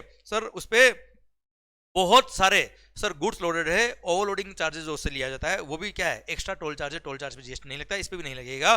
सेम वे अगर किसी कार में फास्टैग नहीं है नेशनल हाईवे पे बेटा, तो सर उस कार से आपने देखा होगा डबल चार्ज लिया जाता है, तो वो भी क्या है, एक्स्ट्रा चार्जेस है, but 2000 only sir for access to road और bridge on payment of toll charge, तो वो टोल चार्ज कहलाएगा और उस पर भी जीएसटी क्या रहेगा, एग्जाम्प्ट रहेगा। देन गुड्स कैरेज को सर वन स्टेट टू दूसरे स्टेट पूरे देश में जाने के लिए नेशनल परमिट रिक्वायर्ड होता है, नेशनल परमिट के लिए जो भी चार्ज लिया गवर्नमेंट ने जीएसटी नहीं लगेगा। भारत माता की जय। आइए सेक्टर पे सेक्टर खत्म होते जा रहे हैं, शायद मजा आ रहा है, शायद सर ये माहौल बन रहा है, एग्जीबिशन आपके एंड पर कवर हो रहे हैं फटाफट। कंस्ट्रक्शन रिलेटेड सर्विसेज ध्यान देना बेटा, सर मैंने आपके लिए घर का कंस्ट्रक्शन किया, नए घर का कंस्ट्रक्शन किया है, वो भी प्योर लेबर बेस पे, तो जीएसटी क्या है, एग्जम्प्ट है। रिपेयर रिनोवेशन कवर नहीं है इसके अंदर, वर्क्स कॉन्ट्रैक्ट कवर नहीं है बेटा, sir pure labour contract of construction erection commissioning और इंस्टॉलेशन ऑफ ओरिजिनल वर्क्स, मतलब नया घर बनाया बेटा sir, pertaining to a single residential unit otherwise than as a part of a residential complex. Residential complex का कोई पार्ट बनाया तो जीएसटी लग जाएगा, सिंगल रेजिडेंशियल यूनिट अगर बनाई तो जीएसटी नहीं लगेगा, प्योर लेबर बेस पे नया कंस्ट्रक्शन बेटा। देन सर प्रधानमंत्री आवास योजना आपने देखा होगा, sir housing for all urban mission, इस प्रोजेक्ट के थ्रू आपने घर बनाए हैं सर, या उनका रिपेयर इनोवेशन किया है, वो भी प्योर लेबर बेस पे, तो अगेन जीएसटी क्या है, एग्जिम्प्ट है, कोई जीएसटी पे करने की जरूरत नहीं है। अब आ रहा है क्या sir, TDR, transfer of development right, floor space index. मैंने आरसीएम पढ़ाते वक्त ये ऑलरेडी आपको बता दिया है, मैं वापस बता देता हूं बच्चों। मान लो मैं एक बिल्डर हूं, प्रमोटर हूं, और मैंने आपसे किसी एरिया का डेवलपमेंट राइट आपसे लिया है मैंने, तो आपने क्या किया, TDR, transfer of development right, या floor space index including additional floor space index मेरे को ट्रांसफर किया है, या लॉन्ग टर्म लीज 30 इयर्स और मोर देन 30 इयर्स के लिए आपने मेरे को लैंड दी है। अब मैं उसका यूज क्या कर रहा हूं, अगर मैं उसका यूज कर रहा हूं कंस्ट्रक्शन ऑफ कमर्शियल कॉम्प्लेक्स के लिए, तो सर कोई एग्जम्पशन नहीं है, टैक्स पे करना है, नॉर्मल रेट से, बात खत्म सर। पर अगर मैं प्रोजेक्ट बना रहा हूं, रेजिडेंशियल प्रोजेक्ट बना रहा हूं, तो ध्यान देना बच्चों, वहां पर मेरी इस एग्जांपल में ले लो कि 100 फ्लैट थे बेटा, 100 फ्लैट थे बेटा, तो ऐसे कि इसमें 100 फ्लैट्स जो मैं बना रहा हूं, सर आपसे टीडीआर की जो वैल्यू मैंने टीडीआर जो मैंने ट्रांसफर कराया है, अब सुनना, इस 100 फ्लैट में 70 फ्लैट बुक हो गए before grant of completion certificate by the competent authority और it's first occupation whichever is earlier. तो सर 70 फ्लैट अगर बुक हो गए before grant of completion certificate, तो 70 फ्लैट पे जीएसटी लगेगा। 30 फ्लैट बुक नहीं हुए, 30 फ्लैट पे कोई जीएसटी नहीं लगेगा। तो 30 फ्लैट का जो कारपेट एरिया होगा और 70 फ्लैट का जो कारपेट एरिया है उन फ्लैट का, सर इस रेशियो में उस टीडीआर की वैल्यू को डिवाइड कर देना। और सर 70 फ्लैट पे जीएसटी लग रहा है ना बेटा, तो उसके टीडीआर की वैल्यू पे जीएसटी क्या कर दिया, एग्जिम कर दिया। सिंस 30 फ्लैट पे जीएसटी नहीं लग रहा, तो सर इन 30 फ्लैट के लिए जो प्रोपोर्शनल डेवलपमेंट राइट की वैल्यू आएगी, टीडीआर की वैल्यू आएगी, एफएसआई की वैल्यू आएगी, लॉन्ग टर्म लीज की वैल्यू आएगी, उस प्रोपोर्शन पे जीएसटी लगेगा, और वो भी रिवर्स चार्ज मैकेनिज्म लगेगा। और जो बिल्डर है, प्रमोटर, वो लायबल होगा टैक्स पे करने के लिए। प्लस यहाँ पे जो टैक्स लगेगा वो रेट लगेगी कितनी, 5% रेट से टैक्स पे करना है, और अफोर्डेबल हाउसिंग है तो 1% रेट से टैक्स पे करना है। भारत माता की जय। और मान लो उसी बिल्डिंग के अंदर कुछ कमर्शियल पोर्शन भी होता, तो कमर्शियल पोर्शन का जो कारपेट एरिया है उसके प्रोपोर्शनेट डेवलपमेंट राइट की वैल्यू पे जीएसटी लगता, रिवर्स चार्ज में बिल्डर खुद टैक्स पे करता, वहां पे कोई एग्जिबिशन नहीं, और नॉर्मल रेट से टैक्स पे करता, उसको आईटीसी भी मिल जाता बेटा। क्लियर, भारत माता की जय। शायद एक बार में आपको बात समझ में आ गई, भारत माता की जय। मस्त आपका कनेक्ट हुआ होगा पॉइंट सर। आइए, renting of immovable property related services, घर नहीं है साहब, घर किराए पे लिया मैंने आपसे रहने के लिए, तो जीएसटी क्या है, एग्जिम्प्ट है। अगर मैं जीएसटी में रजिस्टर्ड नहीं हूं तो सर अगर मैंने घर किराए पे लिया रहने के लिए, एंड सर ध्यान देना बेटा, मैं जीएसटी में रजिस्टर्ड नहीं होना चाहिए। हाँ, मैं जीएसटी में रजिस्टर्ड तो हूं, पर मैंने वो एक्सपेंस अपनी बुक्स में क्लेम नहीं किया, तो मैंने अपनी पर्सनल कैपेसिटी में घर किराए पे लिया है रहने के लिए, अगेन जीएसटी क्या रहेगा, एग्जम्प्ट रहेगा। अगर मैंने घर किराए पे लिया है रहने के लिए, और मैं अगर जीएसटी में रजिस्टर्ड हूं, और मैंने अगर अपनी बुक्स में वो एक्सपेंस क्लेम कर लिया, तो जीएसटी लग जाएगा, और वो भी रिवर्स चार्ज मैकेनिज्म लगेगा, और रेसिपिएंट लायबल होगा टैक्स पे करने के लिए। सेकंड थिंग, घर किराए पे लिया है किसके लिए, कमर्शियल यूज के लिए, घर किराए पे लेके ऑफिस लगा दिया, जीएसटी लगेगा, बात खत्म। क्लियर। और सर रिवर्स चार्ज मैकेनिज्म में रेसिपिएंट अगर रजिस्टर्ड है तो उसको टैक्स पे करना पड़ेगा। क्लियर, खत्म बात। और हाँ, नीचे फूलों की दुकान, ऊपर गोरी का मकान। मान लो कोई दो फ्लोर का बंगलो है बेटा, 2 फ्लोर, कौन कौन से बेटा, फर्स्ट फ्लोर और भाई सेकंड नहीं, ग्राउंड फ्लोर बेटा, ठीक है। और ये जीएफ का मतलब गर्लफ्रेंड नहीं हो सर, ग्राउंड फ्लोर, तो ग्राउंड फ्लोर और फर्स्ट फ्लोर। मान लो कोई बंगलो है, मैंने रेंट पे लिया, या आपने रेंट पे लिया, या किसी पर्सन ने रेंट पे लिया, और नीचे फूलों की दुकान लगा दी, ऊपर गोरी का मकान, तो ऐसे केस में उसने अगर इस पूरे बंगलो का रेंट दिया कितना, 2 लाख रुपए पर मंथ, तो ऐसे केस में जीएसटी लग जाएगा। क्यों, क्योंकि इट्स अ मिक्स सप्लाई, है ना भाई, और इट्स अ मिक्स सप्लाई। ऐसे केस में हाईएस्ट रेट मतलब कमर्शियल यूज लिया, आपने यूज लिया, उसमें क्लासिफाई करके पूरे पे टैक्स लगा दिया जाएगा। ठीक है, डन, भारत माता की जय। सर इसी को मैंने, सर जो मैंने आपको पढ़ाया अभी, उसको चार्ट फॉर्म में शानदार तरीके से दे रखा है, मजा आएगा आपको जीवन के अंदर। Renting of residential dwelling if recipient is registered person. देखो, if recipient is other than registered person, घर किराए पे लिया किसके लिए, कमर्शियल यूज के लिए, टैक्स लगेगा, बात खत्म। रिवर्स चार्ज नहीं लगेगा, फॉरवर्ड चार्ज लगेगा, क्योंकि रेसिपिएंट रजिस्टर्ड नहीं है। हाँ, अदर देन रजिस्टर्ड पर्सन ने घर किराए पे लिया किसके लिए, for use as residence by resident itself, या उसके डायरेक्टर के लिए, एम्प्लॉय के लिए घर किराए पे लिया है, रेंट खुद पे कर रहा है, भले बिजनेस में एक्सपेंस क्लेम कर रहा है, we don't care, since he is not registered under GST, इसलिए जीएसटी क्या होगा, एग्जेम्प्ट होगा, क्योंकि घर के लिए काम आ रहा है। अगर वो रजिस्टर्ड होता और उसने घर कमर्शियल यूज के लिए लिया हो या रेजिडेंशियल यूज के लिए लिया है, उसने बुक्स में एक्सपेंस क्लेम किया ना बेटा, बात खत्म, टैक्स लगेगा, और वो भी आरसी में लगेगा, पिक्चर खत्म। आइए sir, hotel in guest house club camp site bye whatever name called, वहां पे सर लॉजिंग और रेजिडेंस के लिए आपने कोई पैसा दिया है, 1 रुपया भी दिया, जीएसटी लग जाएगा। एग्जीबिशन पहले था, विड्रॉ हो गया है। क्लियर। पर हाँ बेटा, इसके अंदर हॉस्टल भी आ गए, धर्मशाला भी आ गए, आश्रम भी आ गए, कुछ भी by whatever name called GST लगेगा, बात खत्म बेटा। हाँ, हम आप बात करेंगे आगे कि सर प्रिसिंग्स ऑफ रिलीजियस प्लेस अगर रेंट पे लिया है तो उसके बारे में पॉइंट यहाँ पे आ रहा है, जहाँ पे अगर 1000 और मोर पर डे रेंट है तो ही जीएसटी लगता है, 999 तक रेंट तो जीएसटी नहीं लगता। वो पॉइंट आ रहा है पॉइंट नंबर 3 में पढ़ते हैं बेटा। Services by a person by way of conduct of religious ceremony, pandit ji की सर्विसेज को क्या कर दिया, एग्जाम कर दिया। Then renting of precincts of religious place meant for general public, आपने मंदिर वगैरह का एरिया, मंदिर मस्जिद वगैरह का एरिया रेंट पे दिया है, पर्पस कोई भी हो चलेगा। सर रेंट लिया तो जीएसटी क्या रहेगा, एग्जाम रहेगा। प्रेसिंग्स ऑफ रिलीजियस प्लेस होना चाहिए बेटा। पर प्रेसिंग्स ऑफ रिलीजियस प्लेस के लिए जो एग्जामिशन वो अप्लाई नहीं होगा अगर रेंटिंग ऑफ रूम है बेटा। जैसे कोई मंदिर है उसमें रूम भी है बेटा, सर वहां पे आप रहने के लिए रुक सकते हो, तो ऐसे केस में वहां अगर 1000 और मोर पर डे रेंट है तो टैक्स नहीं लगेगा, मतलब 999 तक पर डे तक का रेंट है तो जीएसटी नहीं लगेगा। सर सिद्धिविनायक मंदिर में मैंने कोई हॉल बुक कर दिया, 10 का क्रेडिट क्यों मिला, कस्टम चार्ज क्यों हुआ, और वहां एग्जामिशन पढ़ रहा हूं मैं खड़े होके, sir last day revision lecture मैंने वहां लिया, कम्युनिटी हॉल मैंने रेंट पे लिया, कारण कुछ भी हो, पर्पस कुछ भी, बर्थडे पार्टी बनाया, क्लियर। तो ऐसे केस में 9099 का रेंट अगर है तो जीएसटी नहीं लगेगा, पर अगर 10,000 और मोर पर डे अगर कम्युनिटी हॉल का चार्जेस है जीएसटी लग जाएगा। और अगर वहां पे मेरी दुकान है बेटा तो रेंटिंग ऑफ शॉप और अदर स्पेसेस फॉर बिजनेस और कॉमर्स 10,000 रुपए और मोर पर मंथ तो टैक्स लगेगा। 9999 तक पर मंथ तक का अगर रेंट है तो जीएसटी नहीं लगेगा। भारत माता की जय। आइए सर, देन अपफ्रंट अमाउंट किसके लिए बेटा, सर आपने नाम सुना होगा एमआईडीसी, एग्जांपल दे रहा हूं बेटा मैं, Maharashtra industrial development corporation, GIDC, sir Gujarat industrial development corporation, या अपने अपने स्टेट में आपने देखा होगा sir state industries development corporation होता है। तो सर वहां से आपने कोई लॉन्ग टर्म लीज पे, लॉन्ग टर्म लीज मतलब 30 ईयर्स और मोर देन 30 ईयर्स के लिए आपने कोई इंडस्ट्रियल प्लॉट लीज पे लिया है, क्लियर, या गवर्नमेंट डेवलप कर रही है क्या फाइनेंशियल बिजनेस के लिए इंफ्रास्ट्रक्चर, उसमें आपने कोई प्लॉट लीज पे लिया है 30 ईयर्स और मोर देन 30 ईयर्स के लिए, तो ऐसे केस में सर उसका जो अपफ्रंट अमाउंट आपने पे किया है, भले उसका नाम सर प्रीमियम बोलो, सलामी बोलो, कॉस्ट बोलो, प्राइस बोलो, डेवलपमेंट चार्ज बोलो, या एनी अदर नेम बोला, उससे कोई फर्क नहीं पड़ता, जीएसटी क्या रहेगा, एग्जम्प्ट रहेगा। ये लीज पे किसने दिया बेटा आपको, या तो सेंट्रल गवर्नमेंट, या तो state government industrial development corporation या अंडरटेकिंग ने दिया, या एनी अदर एंटिटी जिसमें 20% और मोर ओनरशिप किसका है, सेंट्रल गवर्नमेंट का है, स्टेट गवर्नमेंट का, यूनियन टेरिटरी इनका है। तो ऐसे केस में सर उससे अगर आपने लॉन्ग टर्म लीज पे अगर ये प्लॉट लिए तो जीएसटी नहीं लगेगा। बस यहाँ पे कंडीशन क्या है, जो लीज प्लॉट आपने लिए जिस पर्पस के लिए, इंडस्ट्री के लिए तो इंडस्ट्री के लिए यूज होना चाहिए, फाइनेंशियल बिजनेस के लिए तो फाइनेंशियल बिजनेस होना चाहिए, किसी और पर्पस में काम आए तो लग जाएंगे क्या, जीएसटी। और अगर आप इसको फर्दर लीज पे देते हो तो वहां पे भी कॉन्ट्रैक्ट में साफ साफ लिखा होना चाहिए कि इसी पर्पस में काम लेना है, किसी और पर्पस में काम लेना तो टैक्स लग जाएगा,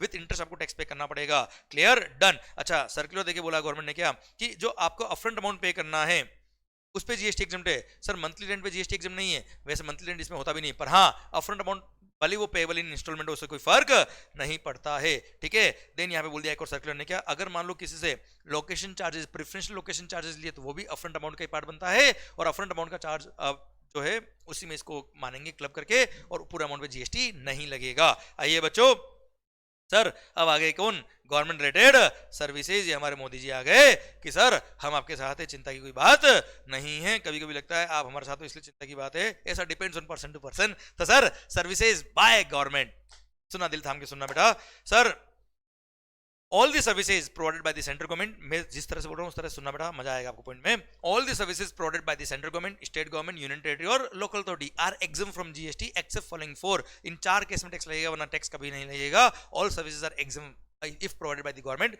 अब 4 एक्सेप्शन जहां पे टैक्स लगेगा, first services by department of post and ministry of railways, Indian railway ने कोई भी सर्विस दी जीएसटी लगेगा, क्लियर।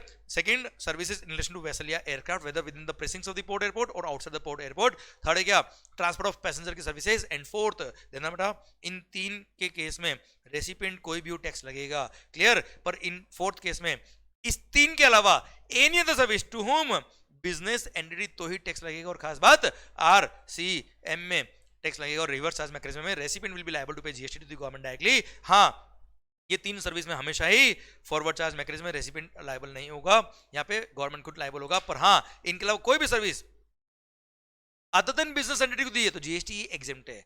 इन 3 के अलावा कोई और सर्विस किसको दी है, बिजनेस एंटिटी को दी है तो टैक्स लगेगा, और वो भी रिवर्स चार्ज मैकेनिज्म लगेगा। पर इसका एक एक्सेप्शन है क्या, renting of immovable property, renting of immovable property services दी है बिजनेस एंटिटी को गवर्नमेंट ने, तो वहां पे अगर रेसिपिएंट रजिस्टर्ड है जीएसटी में तो रिवर्स चार्ज मैकेनिज्म में वो टैक्स पे करेगा, वो रजिस्टर्ड नहीं तो गवर्नमेंट खुद टैक्स पे कर देगा, पर टैक्स तो हमेशा लगेगा लगेगा बेटा, ठीक है। फिर डिपार्टमेंट पोस्ट को सिंस वहां पूरा टैक्सेबल किया तो गवर्नमेंट ने यहां बोल दिया क्या, डिपार्टमेंट पोस्ट की पोस्ट कार्ड वाली services, inland letter, book post और ऑर्डिनरी पोस्ट जिसमें envelope is weighing less than 10 gram, इनका अगर आपने सर डिपार्टमेंट पोस्ट ने सर्विस दी तो जीएसटी नहीं लगेगा। किस किस को बेटा, post card, inland letter, book post और ordinary post having envelope weighing less than 10 gram तो जीएसटी नहीं लगेगा। Speed post sir, express parcel post sir, insurance services, इन सब पे जीएसटी लगता है बच्चों। देन आइए, अगर बिजनेस एंटिटी का टर्नओवर बेटा अब ये ऊपर वाली 3 सर्विस और renting of immovable property services to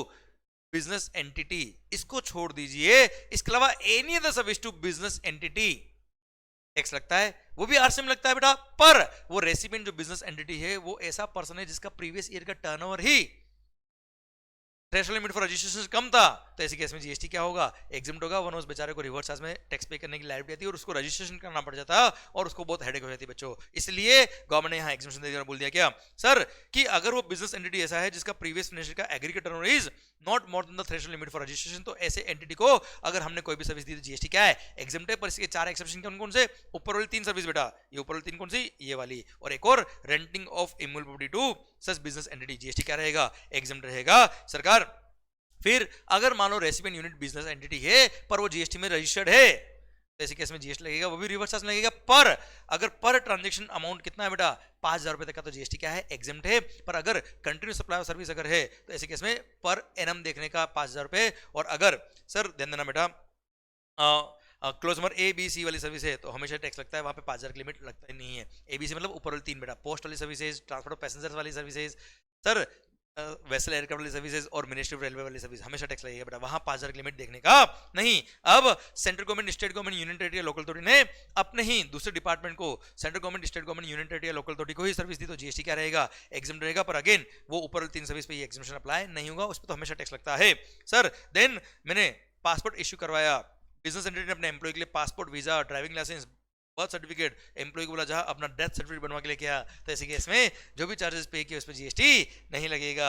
then sir central government, state government, union territory से आपने सर ध्यान देना कोई भी एक्ट में रजिस्ट्रेशन कराने के लिए कोई फीस चार्ज किया, जीएसटी नहीं लगेगा। जैसे आपने कोई कार परचेज करी, कार परचेज करने पे आपने आरटीओ को रजिस्ट्रेशन फी पे किया, जीएसटी नहीं लगेगा। या फिर sir testing, calibration, safety check, certification relating to protection and safety of workers, consumers and public at large, जैसे फायर लाइसेंस वगैरह होते हैं बेटा, including fire licences required under any law for the timing in force, ये licence वगैरह लिए उसके लिए चार्जेस पे जीएसटी नहीं लगेगा। फिर एफएसएसएआई सर इसकी सर्विस पे जीएसटी लग जाएगा, ध्यान देना बच्चों।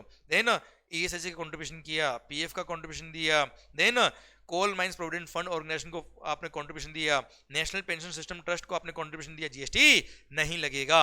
ठीक है, आईआरडीए की सर्विस पे टैक्स लगा दिया है, सेबी के चार्जेस पे जीएसटी लगा दिया है। ठीक है, national centre for cold chain development authority ने जो भी चार्ज लिया कोल्ड स्टोरेज वालों से जीएसटी एग्जिम्ट है। आरटीए लगे आपने सर कोई भी इंफॉर्मेशन मंगाने के लिए जो चार्जेस पे किए जीएसटी नहीं लगेगा। नेशनल परमिट ग्रांट किया गुड्स कैरिज को, उसके लिए चार्जेस लिए जीएसटी नहीं लगेगा। सर आइए बड़ा अच्छा पॉइंट आ रहा, सुंदर पॉइंट आ रहा, point number 18-19 sir governmental authority ने जिसमें 90% और मोर स्टेक किसका है, गवर्नमेंट का है, और वो एंटिटी बनाई किसके लिए गवर्नमेंट ने, आर्टिकल नंबर 240W या 240G वाला काम करने के लिए, उसको बोलते हैं गवर्नमेंटल अथॉरिटी। उसने ऐसा कोई काम किया है जो आर्टिकल नंबर 240W या 243G में कवर है, तो जो भी चार्जेस उसको आपने पे किए उस पर जीएसटी नहीं लगेगा।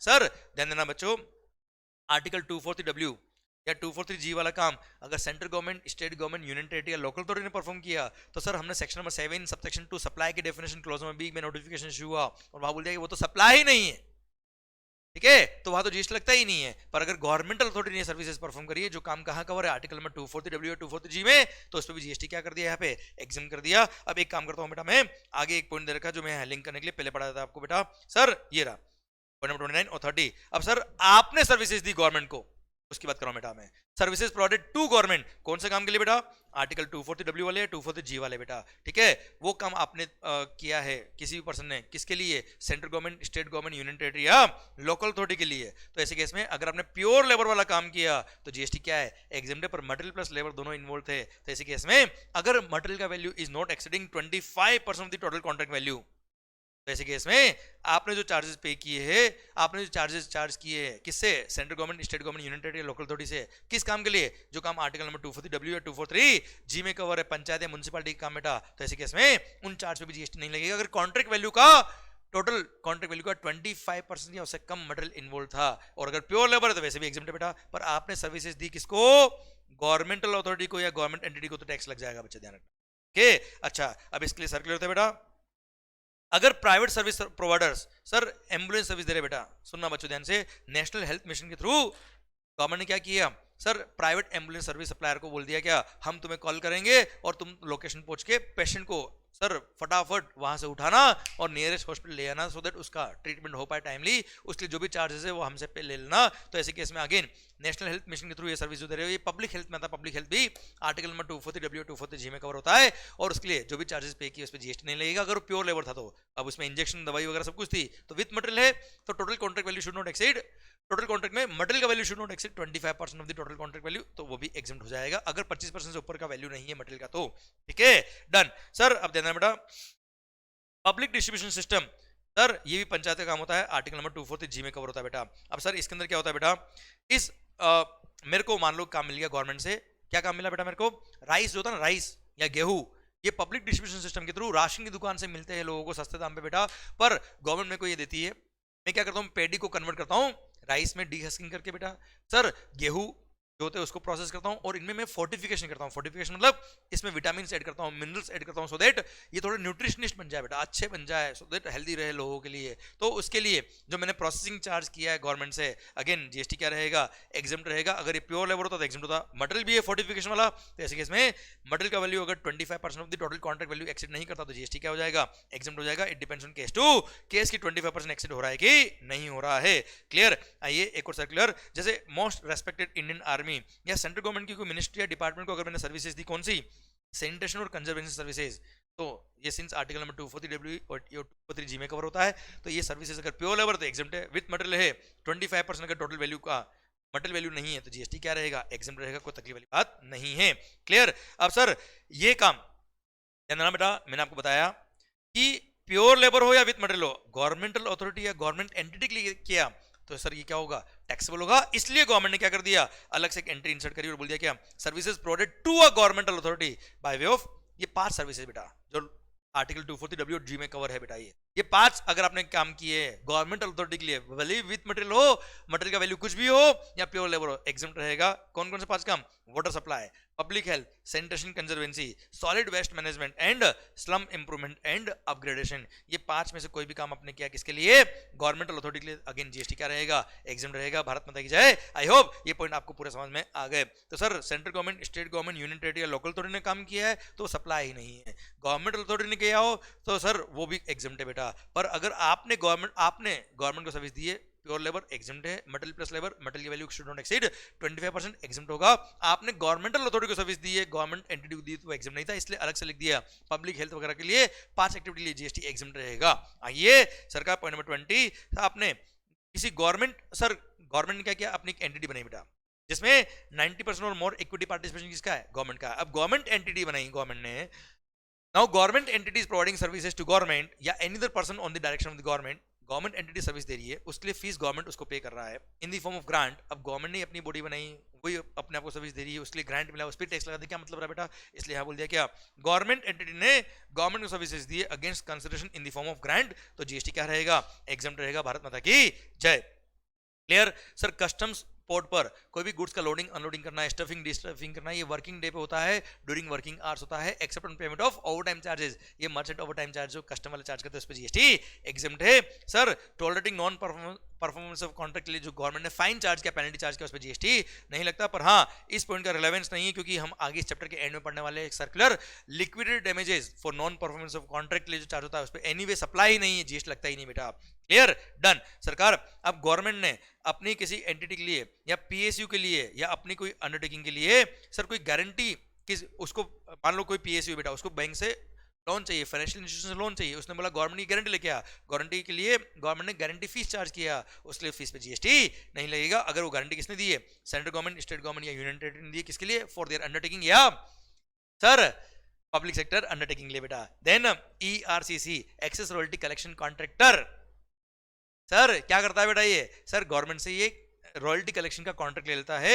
सर किसी पर्टिकुलर एरिया का मान लो आपको कॉन्ट्रैक्ट मिल गया, सर उसमें एक डेड रेंट फिक्स हो जाता है बेटा कि इतना रेंट तो आपको पे करना ही करना है, भली रॉयल्टी आप कलेक्ट कर पाओ ना कर पाओ, वी डोंट केयर। मान लो 100 करोड़ का डेड रेंट फिक्स हो गया कि इतना रॉयल्टी मिलेगा ही मिलेगा। अब सर माइन होल्डर जो होते हैं उससे उसने मान लो 70 करोड़ का रॉयल्टी कलेक्ट कर पाया।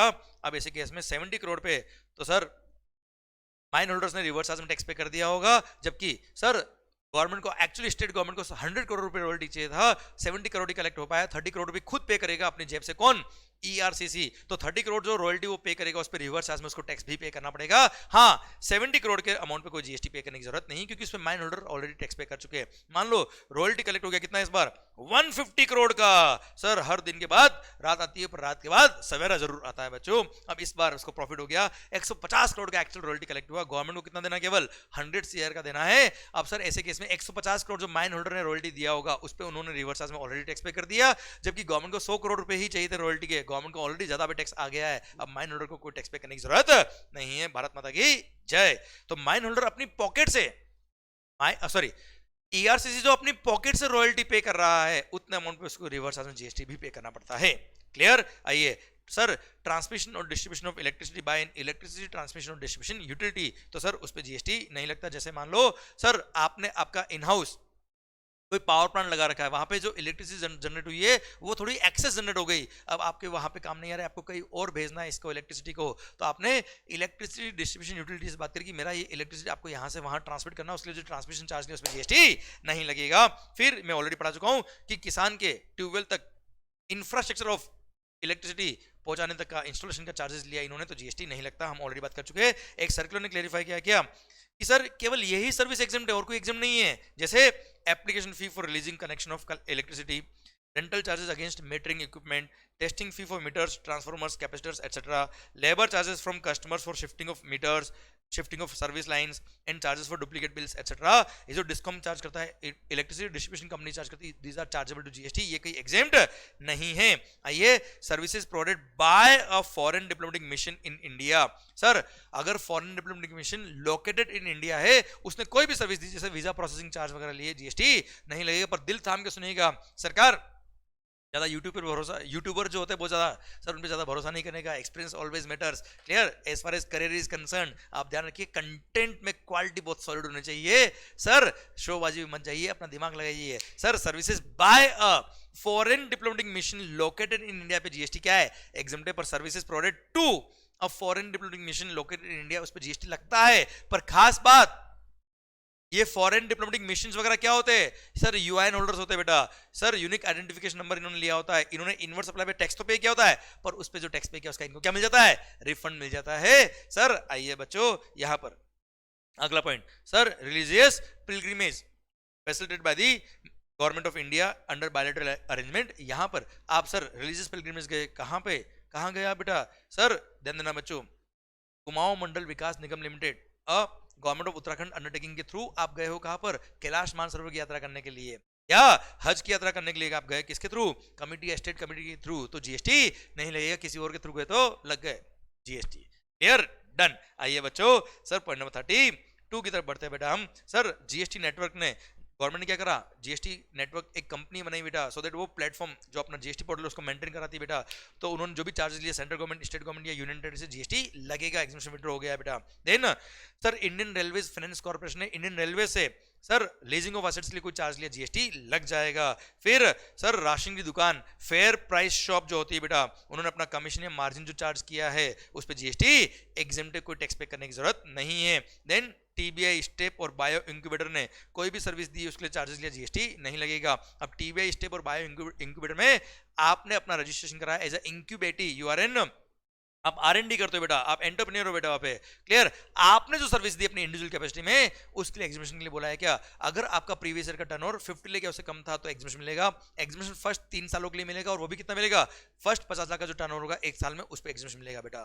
ठीक है? अगर आपका करंट ईयर का टर्नओवर 50 लाख क्रॉस हो गया तो ऐसे केस में जितना क्रॉस हो उस पर टैक्स पे करना पड़ेगा। क्लियर? प्रीवियस ईयर का टर्नओवर 50 लाख उससे कम होना चाहिए, तो एग्जीबिशन मिलेगा, कितना मिलेगा? 50 लाख का मिलेगा, वो भी कब? फर्स्ट 3 साल के लिए मिलेगा बेटा। भारत माता की जय। ये सब गवर्नमेंट रिलेटेड सर्विसेज भी खत्म होती है।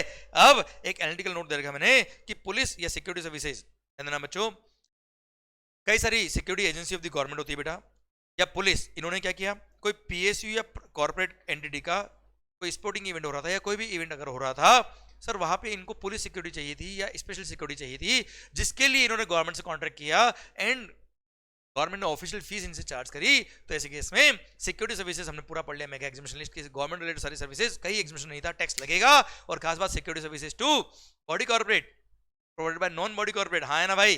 सर ध्यान रखना, security services provided by non body corporate to any person who is registered under GST, GST लगता है वो भी आरसीएम में लगता है, टैक्स लगेगा, टैक्स पे करना पड़ेगा अंडर आरसीएम।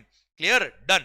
सरकार एक सर्कुलर, सर एयरफोर्स में या अदर सिमिलर मैसेज जो होती है बेटा, ये क्या करती है, अकोमोडेशन सर्विसेज प्रोवाइड करती है अपने आर्मी, नेवी, पैरामिलिट्री या पुलिस फोर्सेस के जो पर्सनल होते हैं बेटा उनको। तो ऐसे केस में these are services provided by government to other than business entity. बेटा जीएसटी क्या है, एग्जेम्प्ट है, कोई टैक्स पे करने की जरूरत नहीं होता है अगर ये गवर्नमेंट के स्कोप में आते हैं तो बेटा।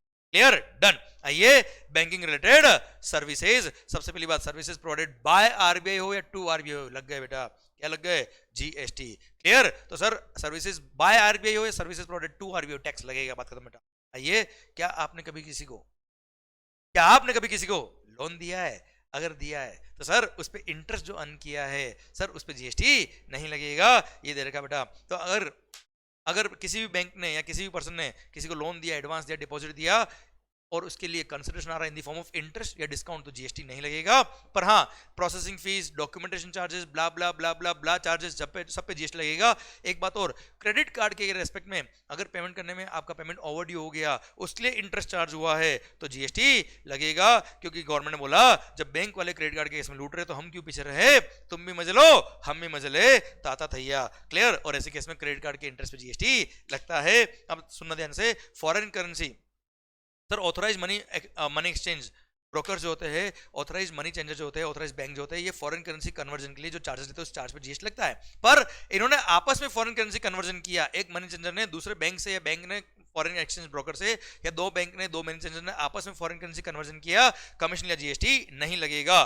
Clear, done. अब सर मान लो सर आपने लोन लिया किसी से बेटा, आपका जो इंटरेस्ट है, इंटरेस्ट पे जीएसटी नहीं लगता, पर सर उसके लिए अगर आप रीपेमेंट करने में लेट हो गए तो पिनल इंटरेस्ट चार्ज कर लिया, एडिशनल इंटरेस्ट चार्ज कर लिया, तो उस पर भी जीएसटी नहीं लगेगा। पर ये लोन दिया था किसने, दुकान वाले ने खुद ने, मोबाइल बेच रहा हूं मैं, आपने लोन पे फोन पे लोन, याद है बेटा, और सर ईएमआई पे करने में बाउंस हो गया, तो दुकान वाले ने अगर आपको लोन दिया है उसको इंटरेस्ट पे किया तो इंटरेस्ट वैल्यू का पार्ट बनता है। आपको पता है सप्लायर अगर over and above the price customers अगर इंटरेस्ट चार्ज करता है या डिलेड पेमेंट के लिए कोई एडिशनल चार्ज करता है तो वैल्यू का पार्ट बनता है। इसलिए दुकानदार ने अगर खुद ने लोन दिया है तो इंटरेस्ट हो या पिलर इंटरेस्ट हो या एडिशनल इंटरेस्ट हो, सब कुछ वैल्यू का पार्ट बनेगा, उस पर जीएसटी लगेगा।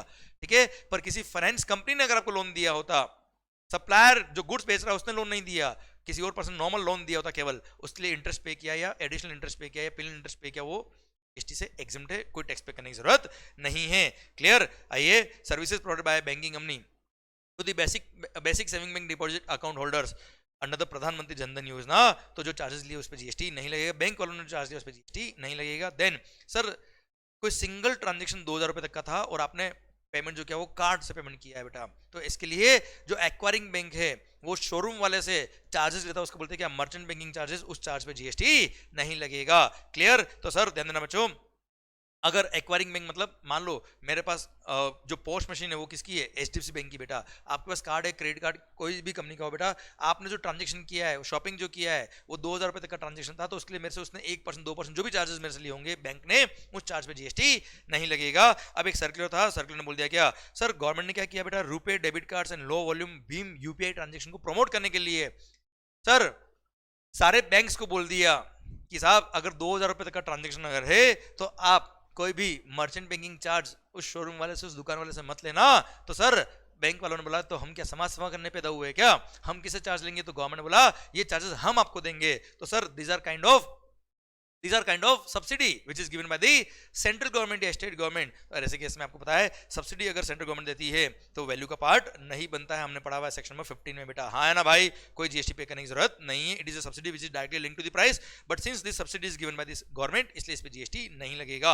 आइए बच्चों, sir services by the following person in respective capacities, business facilitator या बिजनेस कॉरेस्पोंडेंट सर्विस दी किसको, बैंकिंग कंपनी को in its rural area branch, तो ऐसे केस में जीएसटी नहीं लगेगा।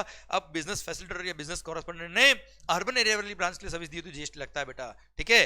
प्लस बिजनेस फैसिलिटेटर के केस में आपको पता है आरसीएम लगता है, यहाँ पे फॉरवर्ड चार्ज मैकेनिज्म लगता है। अब अच्छा रूरल एरिया के अंदर तो जीएसटी एग्जम्प्ट है, तो कोई फॉरवर्ड चार्ज कोई रिवर्स चार्ज की बात आएगी ही नहीं बच्चों, ठीक है। अब एक और बात सर ध्यान रखना बेटा, अब बिजनेस फैसिलिटेटर या बिजनेस कॉरेस्पोंडेंट ने रूरल एरिया वाली ब्रांच के लिए सर्विस दी, जीएसटी एग्जम्प्ट है। अब इन्होंने अपने अंडर एक इंटरमीडिएट अपॉइंट कर लिया, एजेंट अपॉइंट कर लिया, उसने भी रूरल एरिया वाली ब्रांच के लिए सर्विस दी होती तो उस पर भी जीएसटी क्या है, एग्जम्प्ट है। हाँ, अर्बन एरिया वाली ब्रांच होती और बिजनेस कॉरेस्पोंडेंट ने एजेंट अगर अपॉइंट किया होता तो आपको पता है रिवर्स एज मैकेनिज्म में बिजनेस कॉरेस्पोंडेंट खुद टैक्स पे करता। क्लियर। अब इंश्योरेंस कंपनी ने भी क्या किया, रूरल एरिया के लिए बिजनेस फैसिलिटेटर या बिजनेस कॉरेस्पोंडेंट अपॉइंट कर लिया, इन्होंने जो फीस चार्ज किया उस पर जीएसटी नहीं लगेगा। क्लियर। आइए, बैंकिंग कंपनी, सर्कुलर ने क्या बोल दिया, बिजनेस फैसिलिटेटर या बिजनेस कॉरेस्पोंडेंट को बोल दिया आरबीआई की गाइडलाइन के थ्रू कि तुम कस्टमर से कोई फीस चार्ज नहीं करोगे, तुम जो भी फीस चार्ज करोगे किससे चार्ज करोगे, बैंक से चार्ज करोगे, और बैंक इनको जो फीस दे रहा है उसके लिए पूरे पूरे लिए banking company will be liable to pay GST.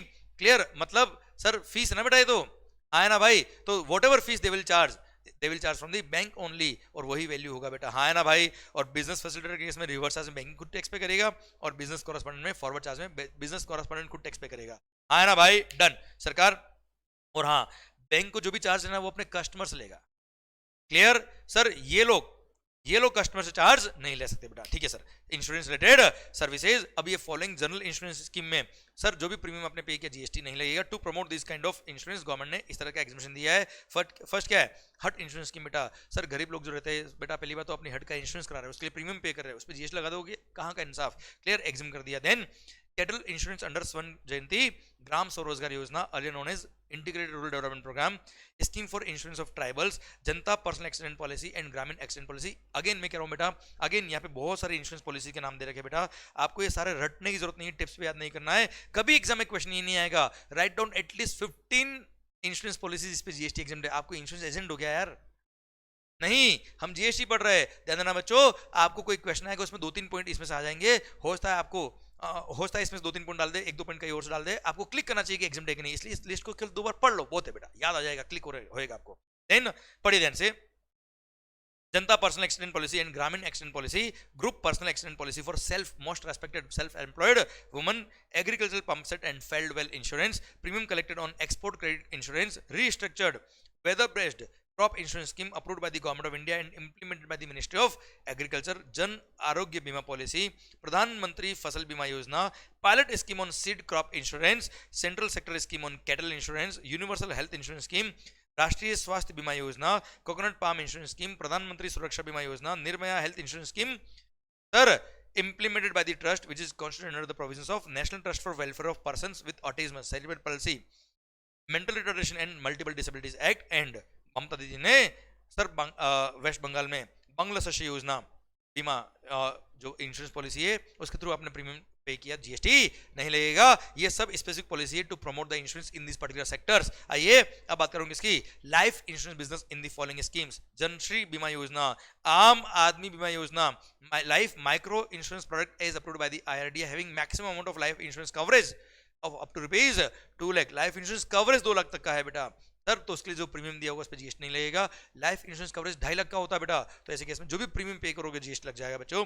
वरिष्ठ पेंशन बीमा योजना, प्रधानमंत्री जीवन ज्योति बीमा योजना, प्रधानमंत्री जनधन योजना, प्रधानमंत्री वया वंदन योजना, इसके थ्रू अगर आपने लाइफ इंश्योरेंस कराया तो जीएसटी नहीं लगेगा। देन ये जितने भी हमने इंश्योरेंस पॉलिसी अभी पॉइंट 1 और 2 में पढ़ी, इनका अगर आपने री इंश्योरेंस कराया, क्या कराया बेटा, री इंश्योरेंस, तो भी जीएसटी क्या है, एग्जम्प्ट है। एक और पॉइंट बीच में बेटा, ऐसा कोई इंश्योरेंस स्कीम जिसका total premium is paid by the central government, state government और यूनियन टेरिटरी, तो ऐसे केस में अगेन उस इंश्योरेंस पॉलिसी पे जीएसटी क्या कर दिया, एग्जाम कर दिया। अगर सारा का सारा प्रीमियम कौन पे करा है, सेंट्रल गवर्नमेंट, स्टेट गवर्नमेंट या यूनियन टेरिटरी। अब एक सर्कुलर था, सर्कुलर बोलता है क्या, अगर मान लो गवर्नमेंट अपने एम्प्लॉइज का या स्टूडेंट्स वगैरह का सर इंश्योरेंस कराया बेटा, तो इसके लिए प्रीमियम अगर गवर्नमेंट पे कर रहा है, अगर सारा premium is borne by government, GST exam बेटा। अब गवर्नमेंट अगर इंश्योरेंस तो कर रहा है एम्प्लॉय का, पर पैसा ले रहा है एम्प्लॉय से बेटा, तो again services by government to other than business entity, वैसे भी क्या है, एग्जाम्प्ट है, जीएसटी पे करने की जरूरत नहीं है। और इसका भी री इंश्योरेंस अगर कर रहा है तो जीएसटी क्या है, एग्जाम्प्ट है। क्लियर। आइए, services by way of collection of contribution under Atal pension Yojana, GST नहीं लगेगा। Then any pension scheme of state government में कंट्रीब्यूशन दिया आपने, जीएसटी नहीं लगेगा। Life insurance business provided by way of annuity under the national pension system regulated by the pension fund regulatory and development authority of India, GST नहीं लगेगा। या फिर life insurance business provided और agree to be provided bye army navy and air force group insurance fund GST नहीं लगेगा। Same way coast guard के लिए जो लाइफ इंश्योरेंस होता है ग्रुप फंड में जीएसटी नहीं लगता बेटा। Same way central arm police forces के लिए जो ग्रुप फंड होता है उसके थ्रू जो लाइफ इंश्योरेंस होता है जीएसटी नहीं लगता। आई होप पॉइंट क्लियर है बेटा आपको, टफ नहीं है, सिंपल से पॉइंट चल रहा है बेटा। आइए अब इंडिविजुअल पॉइंट्स हम यहाँ पे कवर कर लेते हैं। मिसलेनियस सर्विसेज में सर अगर आपने किसी का बिजनेस टेक ओवर किया है तो that's a transfer of going concern as a whole और an independent part thereof. Sir वो भी क्या होता है, सर्विस के स्कोप में आ रहा था टेक्निकली, इसलिए यहाँ पे एग्जामिनेशन बोला क्या, उस पर कोई टैक्स पे करने की जरूरत नहीं है। आइए एडवोकेट वाले पॉइंट को पढ़ लेते हैं, बहुत ही अच्छा पॉइंट है, सुंदर पॉइंट है बेटा।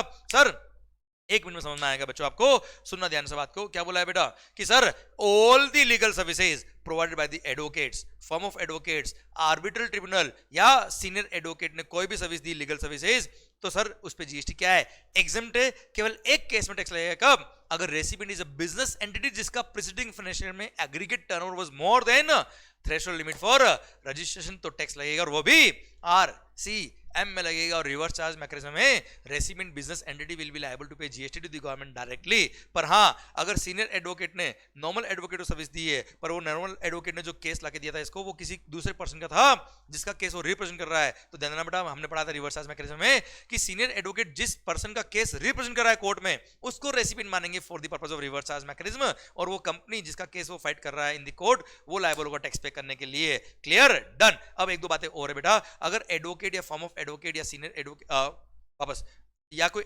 सॉरी एडवोकेट या फॉर्म ऑफ एडवोकेट या arbitral tribunal other than sir वापस बोलता बेटा sir advocate, senior advocate, form of advocate और आर्बिट्रल ट्रिब्यूनल ने सर्विस दी किसको, बिजनेस एंटिटी को जिसका टर्नओवर प्रीवियस ईयर में थ्रेशोल्ड लिमिट फॉर रजिस्ट्रेशन से कम था, तो GST exempt. Other than business entity को सर्विस दी है, क्लियर, जीएसटी क्या है, एग्जेम्प्ट। केवल एक ही केस में टैक्स लगता है, कब, जब recipient is a business entity जिसका turnover more than threshold limit for registration था, टैक्स लगता है वो भी आरसीएम में लगता है। पर हाँ वो रेसिपिएंट अगर central government, state government, union territory या लोकल अथॉरिटी है या गवर्नमेंटल अथॉरिटी है, गवर्नमेंट एंटिटी, तो उसका टर्नओवर कुछ भी हो जीएसटी क्या रहेगा, एग्जेम्प्ट रहेगा। प्लस एक एडवोकेट ने या फॉर्म ऑफ एडवोकेट ने दूसरे किसी एडवोकेट या फॉर्म ऑफ एडवोकेट को सर्विस दी है, अगेन उस रेसिपिएंट का टर्नओवर कुछ भी उसे कंसर्न नहीं है, जीएसटी क्या है, एग्जेम्प्ट है। बस सीनियर एडवोकेट ने अगर एडवोकेट को सर्विस दी है तो उसमें रेसिपिएंट मानेंगे किसको, उस कंपनी को, उस पर्सन को जिसका केस वो रिप्रेजेंट कर रहा है इन द कोर्ट, और उसको रेसिपिएंट मानते हुए टैक्स पे कर देंगे रिवर्स चार्ज मैकेनिज्म में। क्लियर, भारत माता की जय। मजा आ गया वो पॉइंट में सर आपको ये वाला। सरकार आइए सर, स्पाइडरमैन याद है क्या बेटा, सर कलेक्टिंग और providing news by an independent journalist, press trust of India और यूनाइटेड न्यूज ऑफ इंडिया ने जो भी सर्विस दी जीएसटी नहीं लगेगा। देन पब्लिक लाइब्रेरीज ने लैंडिंग ऑफ बुक्स की सर्विस दी, I repeat lending of books पे जीएसटी नहीं लगता बेटा। आप लाइब्रेरी में जाके पढ़ाई कर रहे हो उसके लिए बैठने के लिए जो लाइब्रेरी वाले चार्ज देते हैं इस पे जीएसटी लगता है बेटा, ठीक है सर। फिर आता है क्या सर, बिजनेस एग्जीबिशन ऑर्गेनाइजर ने आउट ऑफ इंडिया अगर कोई बिजनेस एग्जीबिशन होल्ड किया है और आप बिजनेस एग्जीबिशन ऑर्गेनाइजर हो, मैं बिजनेस एग्जीबिटर हूं, मैंने अपना वहां स्टॉल बुक कराया, जीएसटी क्या है, एग्जेम्प्ट है, क्योंकि वहां पे मेरा बिजनेस प्रमोट होगा बेटा, आउट ऑफ इंडिया हो रहा है इसलिए जीएसटी एग्जेम्प्ट किया गवर्नमेंट ने बेटा। Clear, done. आई होप बातें समझ में आ रही है आपको, मजा आ रहा होगा जिंदगी में बेटा आपको। ओके तो सर मजे को कंटिन्यू करते हैं और माहौल के साथ अगला पॉइंट पढ़ते हैं सर। और क्या लिख दिया है यहाँ पे बेटा कि सर अगर कोई भी एओपीबीओआई ने अपने मेंबर से जो मेंबरशिप फी लिया है उस पर जीएसटी लगता है बेटा, शेयर ऑफ कंट्रीब्यूशन जो लिया उस पर जीएसटी लगता है। पर अगर सर वो एओपीबीआई कौन है, एक ट्रेड यूनियन है, जीएसटी नहीं लगेगा। या उस एओपीबीआई ने अपने मेंबर से ऐसे किसी काम के लिए फीस लिया है जो ऑलरेडी क्या है, एग्जाम्प्ट, जैसे कोई मेडिकल कैंप करवाया बेटा, मेडिकल कैंप किसने किया है, हॉस्पिटल ने किया है, डॉक्टर ने किया है, तो उनकी सर्विस वैसे भी एग्जाम्प्ट होती है। तो सर उसके लिए अगर एओपीबीआई ने कोई फीस दिया, कोई कॉन्ट्रीब्यूशन लिया, जीएसटी एग्जाम्प्ट रहेगा। देन अगर रेसिडेंट हाउसिंग सोसाइटी है, रेसिडेंशियल कॉम्प्लेक्स है, उसमें मेंबरशिप फी पर मंथ पर मेंबर 7500 है तो जीएसटी नहीं लगेगा, 75 से अबोव है तो जीएसटी लग जाएगा, अप टू ₹7500 तो जीएसटी नहीं लगेगा। अब उसके लिए एक सर्कुलर था वो बोलता है क्या, अगर मान लो सर एग्रीगेट टर्नओवर ही लेस देन या अप टू ₹20 लाख था उस रेजिडेंशियल कॉम्प्लेक्स का, तो सर उसमें तो मेंबरशिप फी कितनी ही हो सर उसको रजिस्ट्रेशन की जरूरत ही नहीं है, उसने रजिस्ट्रेशन नहीं करा रखा, टैक्स पे करने की जरूरत भी नहीं है, एग्जम्प्ट रहेगा। पर अगर उसका टर्नओवर मोर देन ₹20 लाख था, पर अगर उसका मेंबरशिप फी पर मंथ पर मेंबर अप टू ₹7500 था तो जीएसटी एग्जम्प्ट रहेगा, मोर देन 7500 तो जीएसटी लगेगा। अब ध्यान देना बेटा, अगर जीएसटी लग रहा है तो सोसाइटी अगर टैक्स पे करी तो उसने जो भी इनवर्ट सप्लाई लिया, इनपुट सर्विस कैपिटल गुड्स जो भी परचेज किया उन सब पे जो जीएसटी पे किया उसका आईटीसी भी मिलेगा। क्लियर। अच्छा अगर मान लो मेरे 2 फ्लैट है तो मेरे को 2 मेंबर माना जाएगा, पर फ्लैट पर मेंबर कहलाएगा बेटा, ठीक है। तो 7500 will be applied for each apartment. Okay अगर मान लो एक्सीडिंग ₹7500 जैसे 9000 रुपए तो पूरे 9000 पे जीएसटी लगेगा, ये पर मंथ देखना पर मेंबर बेटा। Okay done. अब सीबीआईसी ने क्लेरिफाई भी किया है कि सर अगर मान लो सोसाइटी ने क्या किया, सर मेंबर्स के बिहाफ पे कोई प्रॉपर्टी टैक्स पे किया है सर, या कोई वाटर टैक्स पे किया है, या कोई भी इस तरह का taxes, electricity charges, non agricultural tax etcetera पे किए, तो ऐसे केस में सर वो क्या हो रहा है, वो तो सोसाइटी क्या कर रही है, केवल सर मेंबर्स के बिहाफ पे पे करी और एज ए प्योर एजेंट उनसे कलेक्ट करी, तो इसको कभी भी 7500 में इंक्लूड करने की जरूरत नहीं है, इस पे कोई टैक्स पे करने की जरूरत नहीं है। It will be excluded while computing limit of rupees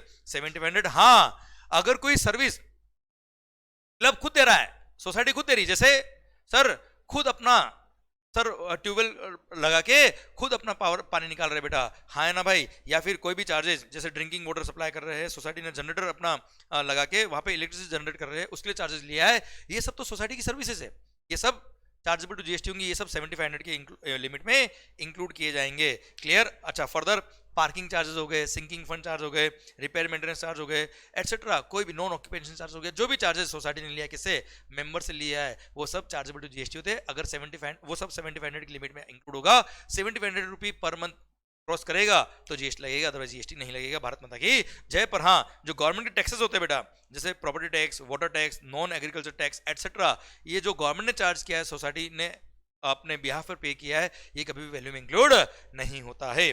sir आइए, अब अगर मान लो कोई एओपी बीओआई है और वो इंडस्ट्रियल या एग्रीकल्चर लेबर या फार्मर की हमारी मांगे पूरी करो, तो मांग पूरी करने के लिए जो चार्ज लिया है सर जीएसटी नहीं लगेगा। मतलब सर फार्मर्स और इंडस्ट्रियल लेबर का जो एओपी बीओआई होता है, उसने जो भी मेंबरशिप फी लिया अपने मेंबर से, जीएसटी नहीं लगेगा।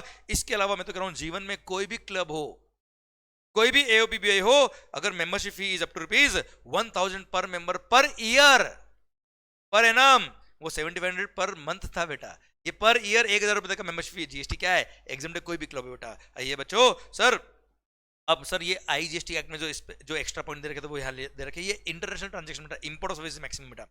सर अब सर्विस प्रोवाइडर का है बेटा, नॉन टैक्सेबल टेरिटरी में लोकेटेड है, आउट ऑफ इंडिया से आपने सर्विसेज इंपोर्ट करी इंडिया के अंदर, पर आप कौन हो बेटा, गवर्नमेंट हो, central government, state government, union territory, local authority हो, गवर्नमेंटल अथॉरिटी हो, या कोई इंडिविजुअल हो, उसने सर्विसेज आउट ऑफ इंडिया से इंपोर्ट करी for any purpose other than for the purpose of commerce, industry और एनी अदर बिजनेस और प्रोफेशन, तो ऐसे केस में जो भी चार्जेस आपने पे किए उस पर जीएसटी नहीं लगेगा, जीएसटी एग्जाम कर दिया, एक्सेप्ट ओआईडीआर सर्विस बेटा, यहाँ पे दे रखा है एक्सेप्शन, एक्सेप्ट ओआईडीआर सर्विस। इसलिए नेटफ्लिक्स.com के केस में टैक्स लगता है, बाकी सारी पर्सनल यूज वाली सर्विसेज जो आपने इंपोर्ट की उस पर जीएसटी नहीं लगता। सेम वे सर, अगर मान लो किसी चैरिटेबल इंस्टीट्यूशन ने जो सेक्शन में 12AA और 12AB of the income tax में रजिस्टर्ड है, उसने चैरिटेबल एक्टिविटीज प्रोवाइड करने के लिए आउट ऑफ इंडिया से सर्विसेज ली, तो जीएसटी एग्जम्प्ट है। अब इसमें एग्जम्पशन एक्सेप्ट ओआईडीआर सर्विस बच्चा। देन आउट ऑफ इंडिया वाले पर्सन ने, आउट ऑफ इंडिया वाले पर्सन को सर्विस दी है, जापान वाले ने चाइना वाले को सर्विस दी है, क्योंकि बिल्डिंग चाइना वाले की मुंबई में बनी थी बेटा, जीएसटी क्या रहेगा, एग्जम्प्ट रहेगा, कोई टैक्स पे करने की जरूरत नहीं है।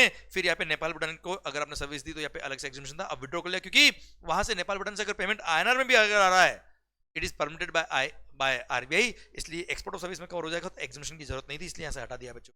आइए sir, intermediate financial services, multi service SEZ, जैसे example gift city Gujarat Gandhinagar बेटा, सर ये यहां पे आप लोकेटेड हो और आपके पास आईएफएससी स्टेटस है और यहां पे आप फाइनेंशियल सर्विसेज दे रहे हो, जैसे portfolio management, fund management, sir wealth management, global tax management services etcetera, अगर आप प्रोवाइड कर रहे हो, you are an intermediate of the financial services, तो ऐसे केस में जो भी चार्जेस आपने पे किए, जो भी चार्जेस आपने कलेक्ट किए फ्रॉम योर इंटरनेशनल कस्टमर्स, तो सर फॉरेन करेंसी में वहां से पेमेंट आता है बेटा, और हाँ है ना, तो ऐसे केस में जीएसटी नहीं लगेगा। आप भले इंटरमीडिएट हो, लोकेटेड इन टैक्सेबल टेरिटरी हो, और इंटरमीडिएट का लोकेशन ही प्लेस सप्लाई होता है, इसलिए अलग से एग्जम्पशन दिया और बोल दिया क्या कोई टैक्स पे करने की जरूरत नहीं है। क्लियर? अब सर मान लो सर हमने एक्सपोर्ट ऑफ सर्विस के बारे में पढ़ा था बेटा, कि वहां पर दोनों person establishment of the distinct person नहीं होना चाहिए बेटा। सर एक ही पर्सन के दोनों अलग अलग एस्टेब्लिशमेंट है, तो वो एक्सपोर्ट ऑफ सर्विस के स्कोप में नहीं आएगा। पर सर अब मान लो कोई कंपनी इंडिया में है बेटा, उसकी ब्रांच आउट ऑफ इंडिया है, अब वो कंपनी अपनी ब्रांच को सर्विस दे रही है बेटा, अब एक्सपोर्ट ऑफ सर्विस की सारी कंडीशन सेटिस्फाइड है, बस वो दोनों पर्सन क्या है, सेम पर्सन के अलग अलग एस्टेब्लिशमेंट है, तो इसके केस में एक्सपोर्ट ऑफ सर्विस में नहीं आ रहा, तो पर वो इंटरस्टेट सप्लाई के स्कोप में आ रहा था, तो आईजीएसटी लग जाएगा। तो गवर्नमेंट साहब ने रिक्वेस्ट करी कम से कम एक्सपोर्ट मत मानो, पर आईजीएसटी लगाओ तो मत, इसलिए गवर्नमेंट ने यहाँ पे एग्जम्पशन दे दिया और बोल दिया क्या दिमाग खराब मत करना मंगल। सर बिल्कुल सही कर रहे हो आप, और अपने ही डिस्टिंक्ट पर्सन ने अपनी एस्टेब्लिशमेंट को आउट ऑफ इंडिया सर्विसेज दी है, तो जीएसटी क्या रहेगा, एग्जम्प्ट रहेगा, कोई टैक्स पे करने की जरूरत नहीं अगर place of supply outside India है तो। क्लियर? डन। सेम वे जैसे मैंने आपको बताया कि यूआईएन होल्डर, जैसे यूनाइटेड नेशंस या स्पेसिफाइड इंटरनेशनल ऑर्गेनाइजेशन जो होते हैं, या फॉरेन डेवलपमेंट मिशन वगैरह जो होते हैं, ये सर्विसेज अगर आपने इनको प्रोवाइड करी तो टैक्स लगता है, पर ये लोग क्या है, यूआईएन होल्डर्स है, इनको जो टैक्स इन्होंने इनवर्ट सप्लाई पे किया इसका रिफंड मिलता है इनको बेटा। इसलिए इन्हीं लोगों ने अगर सर्विसेज इंपोर्ट करी तो सर रिवर्स आज में टैक्स पे कराओ फिर रिफंड दो, क्या मतलब रहा बेटा? इसलिए गवर्नमेंट ने बोल दिया क्या, सर मस्त रहो जीवन में, खुश रहो, import of services by United Nations और specified international organisation for their official use.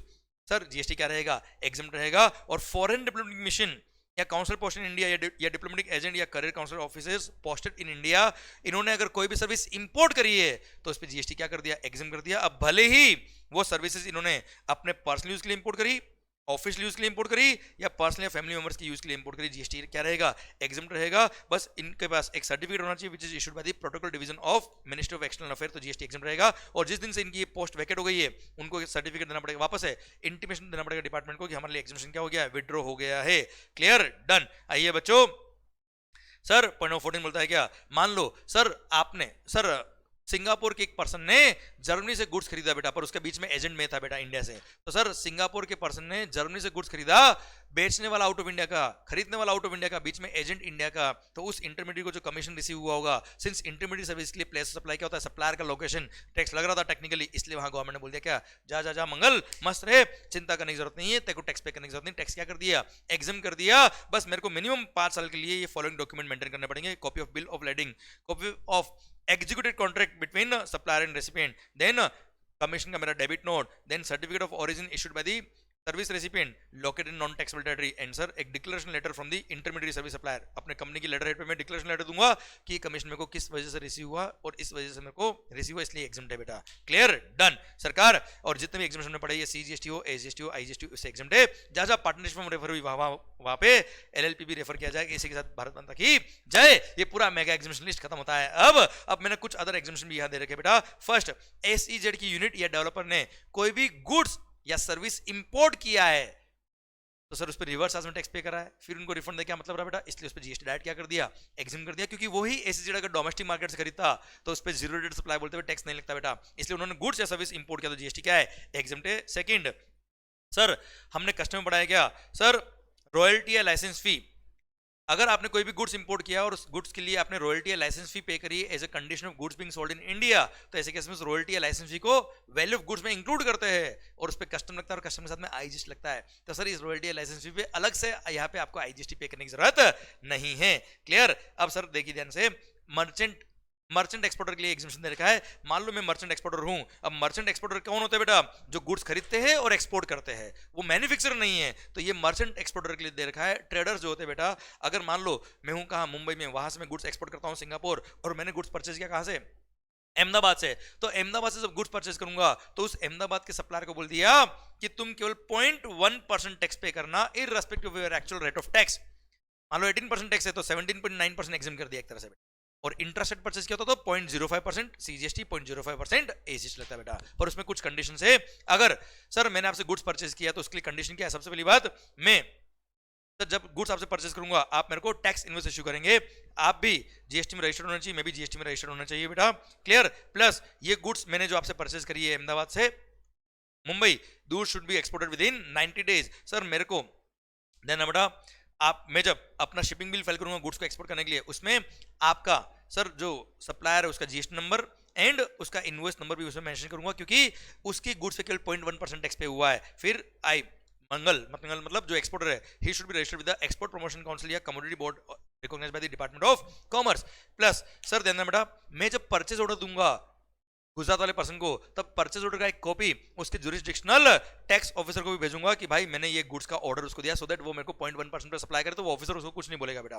फिर अब आप कैसे अहमदाबाद से गुड्स उठा के मैं डायरेक्ट या तो कस्टम पोर्ट ले आऊंगा बेटा, या फिर Indian container depot, container freight station, land custom station या एयरपोर्ट ले जाना चाहिए बेटा। ठीक है, कहीं और नहीं। पर मैं चाहूं तो मैं इन गुड्स को एक बार वेयर हाउस में भी ला सकता हूं और वेयर हाउस में लगा के वहां से डायरेक्ट क्या करना होगा? मेरे को एक्सपोर्ट करना होगा बेटा। हाँ है ना भाई? डन। पर ध्यान देना बच्चों, मेरे को जो प्रिंसिपल है, जो एक्सपोर्टर है, उसको वेयर हाउस डिक्लेयर करना पड़ेगा as my additional place of business, क्योंकि वहां से मैं डायरेक्ट क्या करने वाला हूँ? एक्सपोर्ट करने वाला हूँ। अब मान लो मेरी इंटेंशन क्या है, मैंने आपसे मान लो मार्कर परचेज किया, किसी से पेंसिल की परचेज किया, किसी से कोई दूसरे गुड्स परचेज किया, उसका कॉम्बो बना के फिर मेरे को एक्सपोर्ट करना है, तो मैं रजिस्टर्ड वेयर हाउस में गुड्स को मंगाऊंगा। क्लियर? फिर वहां पे मैं कॉम्बो बना सकता हूं बेटा। नया गुड्स नहीं बनाया मैंने, केवल क्या किया? एग्रीगेट करी सप्लाईज को और फिर मैं वहां से एक्सपोर्ट कर सकता हूं, कोई तकलीफ वाली बात नहीं है। क्लियर? बस ध्यान रखना बेटा, जब वो गुड्स वेयर हाउस में पहुंचेगा तो सर उस वेयरहाउस ऑपरेटर से मेरे को एक्नॉलेजमेंट लेना पड़ेगा कि हाँ गुड्स रिसीव हो गई है, क्लियर, और उसको सर मेरे जो डॉक्यूमेंट था डिलीवरी चैनल उस पर भी काउंटर साइन करना पड़ेगा कि गुड्स आ गई मेरे पास बेटा, ठीक है। अब जब मैं गुड्स एक्चुअली एक्सपोर्ट कर दूंगा उसका एविडेंस क्या होगा सर, जब वो person in charge of the conveyance goods को बाहर ले आएगा तब वो क्या करता है, ईजीएम फाइल करता है, एक्सपोर्ट जनरल मैनिफेस्ट, उसमें मेरे गुड्स का नाम लिखा होना चाहिए बेटा, प्लस आपका जीएसटी नंबर लिखा होना चाहिए बेटा, हाँ है ना भाई। तो सर ऐसे केस में जीएसटी नंबर और टैक्स इनवॉइस लिखा होगा तो मानेंगे गुड्स एक्चुअली क्या हो गई है, एक्सपोर्ट हो गई है, क्लियर। मर्चेंट एक्सपोर्टर्स में exclude commercial sensitivity information while providing copies of shipping bill to the registered suppliers। Sir उसने कितने में बेचा वो सब डिस्क्लोज नहीं करेगा, चल जाएगा, क्योंकि खरीदा 100 रुपए में बेचा 200 में तो फिर गुजरात वाले को लगेगा ना भाई ठग लिया, ठीक है। इसलिए कमर्शियल सेंसिटिव इन्फॉर्मेशन नहीं मेंशन करेगा तो भी चल जाएगा, पर सर उसको कॉपी देनी पड़ेगी बेटा, हाँ है ना भाई। प्लस अगर 90 डेज में मैं एक्सपोर्ट करने में फेल हो गया तो जो सप्लायर था गुजरात वाले भाई साहब उनके डंडे लग गए बेटा, क्लियर। मतलब ऐसे केस में उनका एग्जीक्यूशन विड्रॉ हो गया, उनको टैक्स पे करना पड़ेगा विद इंटरेस्ट, ठीक है। इसलिए आप ऐसे किसी सप्लायर को जब 0.1% पे सप्लाई करो तो आप श्योर होने चाहिए कि सर वो चीटर नहीं है, पता पड़ा उसने 90 डेज में एक्सपोर्ट नहीं किया, बैंड आपकी बच गई बेटा, ठीक है। प्लस एक सर्कुलर और दिया हुआ बेटा जो हमने रिफंड वाले चैप्टर में डिस्कस किया हुआ, पर यह बता देता हूं मैं आपको रेफरेंस के लिए कि जो मर्चेंट एक्सपोर्टर था उसने जो गुड्स एक्सपोर्ट करी है वो under the cover of bond या एलयूटी ही एक्सपोर्ट करेगा।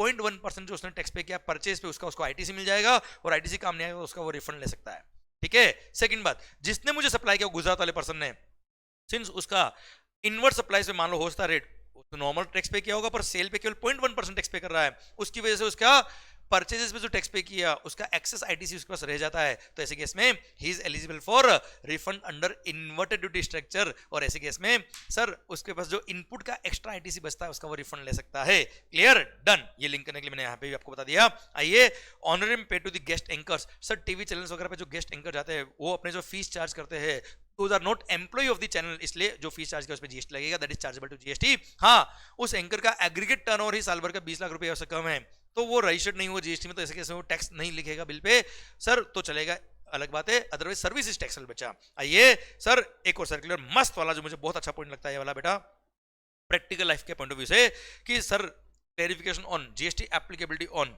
liquidated damages, compensation and penalty arising out of breach of contract or other provisions of the law।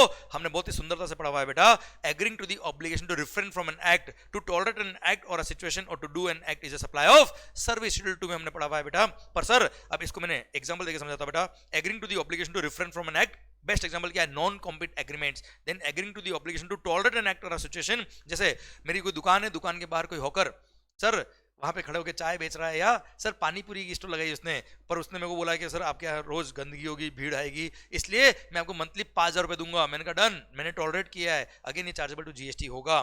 फिर agreeing to the obligation to do an act, मान लो मेरी factory है, वहां पे जो एमिशन होता है वो बहुत कम होता है बेटा, पर सर फिर भी, और with in the government limit के कंट्रोल के अंदर होता है, पर फिर भी आसपास के लोग बोलते हैं हमको तो जीरो एमिशन चाहिए साहब। हमने बोला 10 लाख रुपए 2 महीने के जीरो कर देंगे, क्लियर, उसने एग्री कर लिया, 10 लाख रुपए महीने का दिया, क्लियर। मैंने एग्री किया फैक्ट्री वाले ने कि सर हम 10 लाख रुपए लेके अब बिना जीरो एमिशन कर देंगे, तो ऐसे केस में जो 10 लाख रुपए लिया वो किसके लिए लिया बेटा, obligation to do an act is a supply of service, yes GST लगेगा, ठीक है, डन। अब सर झगड़ा हुआ क्या, ये तो हमने नॉर्मल डिफाइन कर दिया। अब सर झगड़ा हुआ क्या, अगर मान लो कोई कॉन्ट्रैक्ट कैंसिल होता है, ब्रीच ऑफ कॉन्ट्रैक्ट हुआ, या आपने कोई वायलेशन किया उसके लिए कोई पेनल्टी चार्ज हो गई बेटा, क्या वो भी सर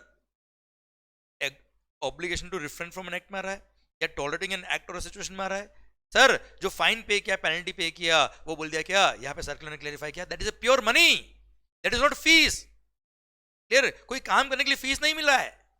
तो यहां गवर्नमेंट ने बोल दिया क्या, अगर आपने मान लो कोई कॉन्ट्रैक्ट ढंग से परफॉर्म नहीं किया, या कॉन्ट्रैक्ट टाइमली परफॉर्म नहीं किया, कॉन्ट्रैक्ट टर्मिनेट हो गया और उसकी वजह से आपको कोई लिक्विडेटेड डैमेजेस पे करने पड़ गए, या आपने कोई लॉ में वायलेशन किया, जैसे आपको माइनिंग का राइट दिया और वहां पे आपने एक्सेस माइनिंग कर दिया, एक्सेस स्टॉक पाया गया, आपसे फाइन पेनल्टी चार्ज कर लिया, आपने कोई भी लॉ वायलेट किया, आपसे फाइन पेनल्टी चार्ज हो गया। सर ये सब क्या है, फाइन है, पेनल्टी है, दीज आर नॉट फीस। क्या गवर्नमेंट को फीस पे कर रहे हो आप?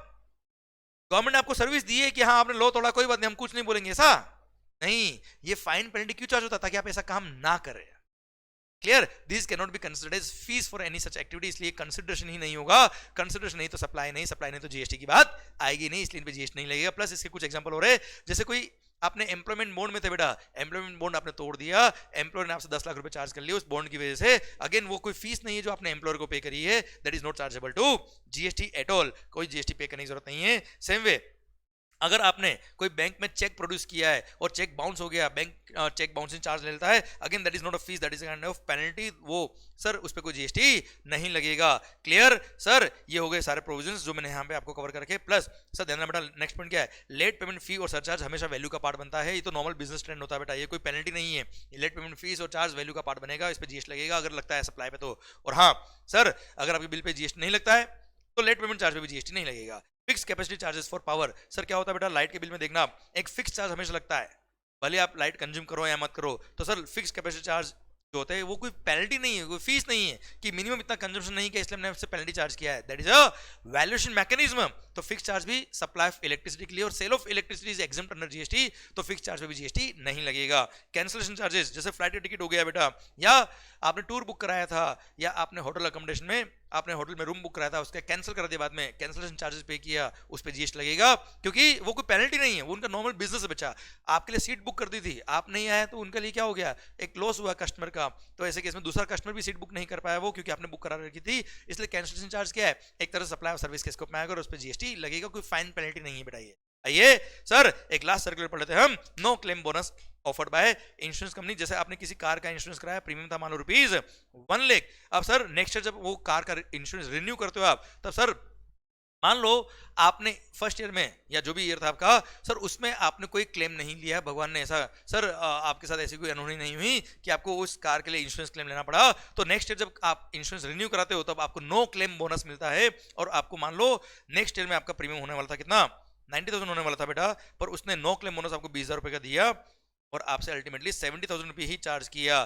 तो आता है क्वेश्चन क्या, पहली बात तो ये 20,000 जो लिया क्या ये 20,000 रुपये में वो इंश्योरेंस कंपनी क्या आपने कोई फीस चार्ज करी इंश्योरेंस कंपनी से कि मैंने एग्री किया है obligation to refrain from an act, मैं कोई क्लेम नहीं लूंगा इसलिए मेरे को फीस दो 20,000 रुपये, तो मैं आपसे कोई क्लेम नहीं लूंगा। अरे भाई आपने सर 1 लाख रुपए या 90,000 रुपए जो दिए किसके लिए दिए, कि क्लेम ले पाओ, कोई क्लेम नहीं लेने के लिए कोई इंश्योरेंस नहीं कराता यार, इसलिए 20,000 is not a fees which is charge by the insured person from the insurance company for tolerating non performance of an act. Clear, उस पर कोई जीएसटी नहीं उस पर कोई जीएसटी नहीं लगेगा। सेकंड थिंग, सिंस आपने जब इंश्योरेंस पॉलिसी नई वाली इशू करी तब नेट प्रीमियम 70,000 आपने पे किया है, और sir on the bill itself ये लिखा आता है कि 90,000 रुपए प्रीमियम था, उसमें से less NCB no claim bonus 20,000 रुपए और नेट 70,000 रुपए 70,000 रुपए पे किया, इसलिए ये डिस्काउंट की तरह अलाउ होगा। और section number 15 subsection 3 clause number A कि at the time of supply itself जो डिस्काउंट दिया है उसके लिए एलिजिबल होगा, नेट 70,000 पे ही जीएसटी पे करना है। भारत माता की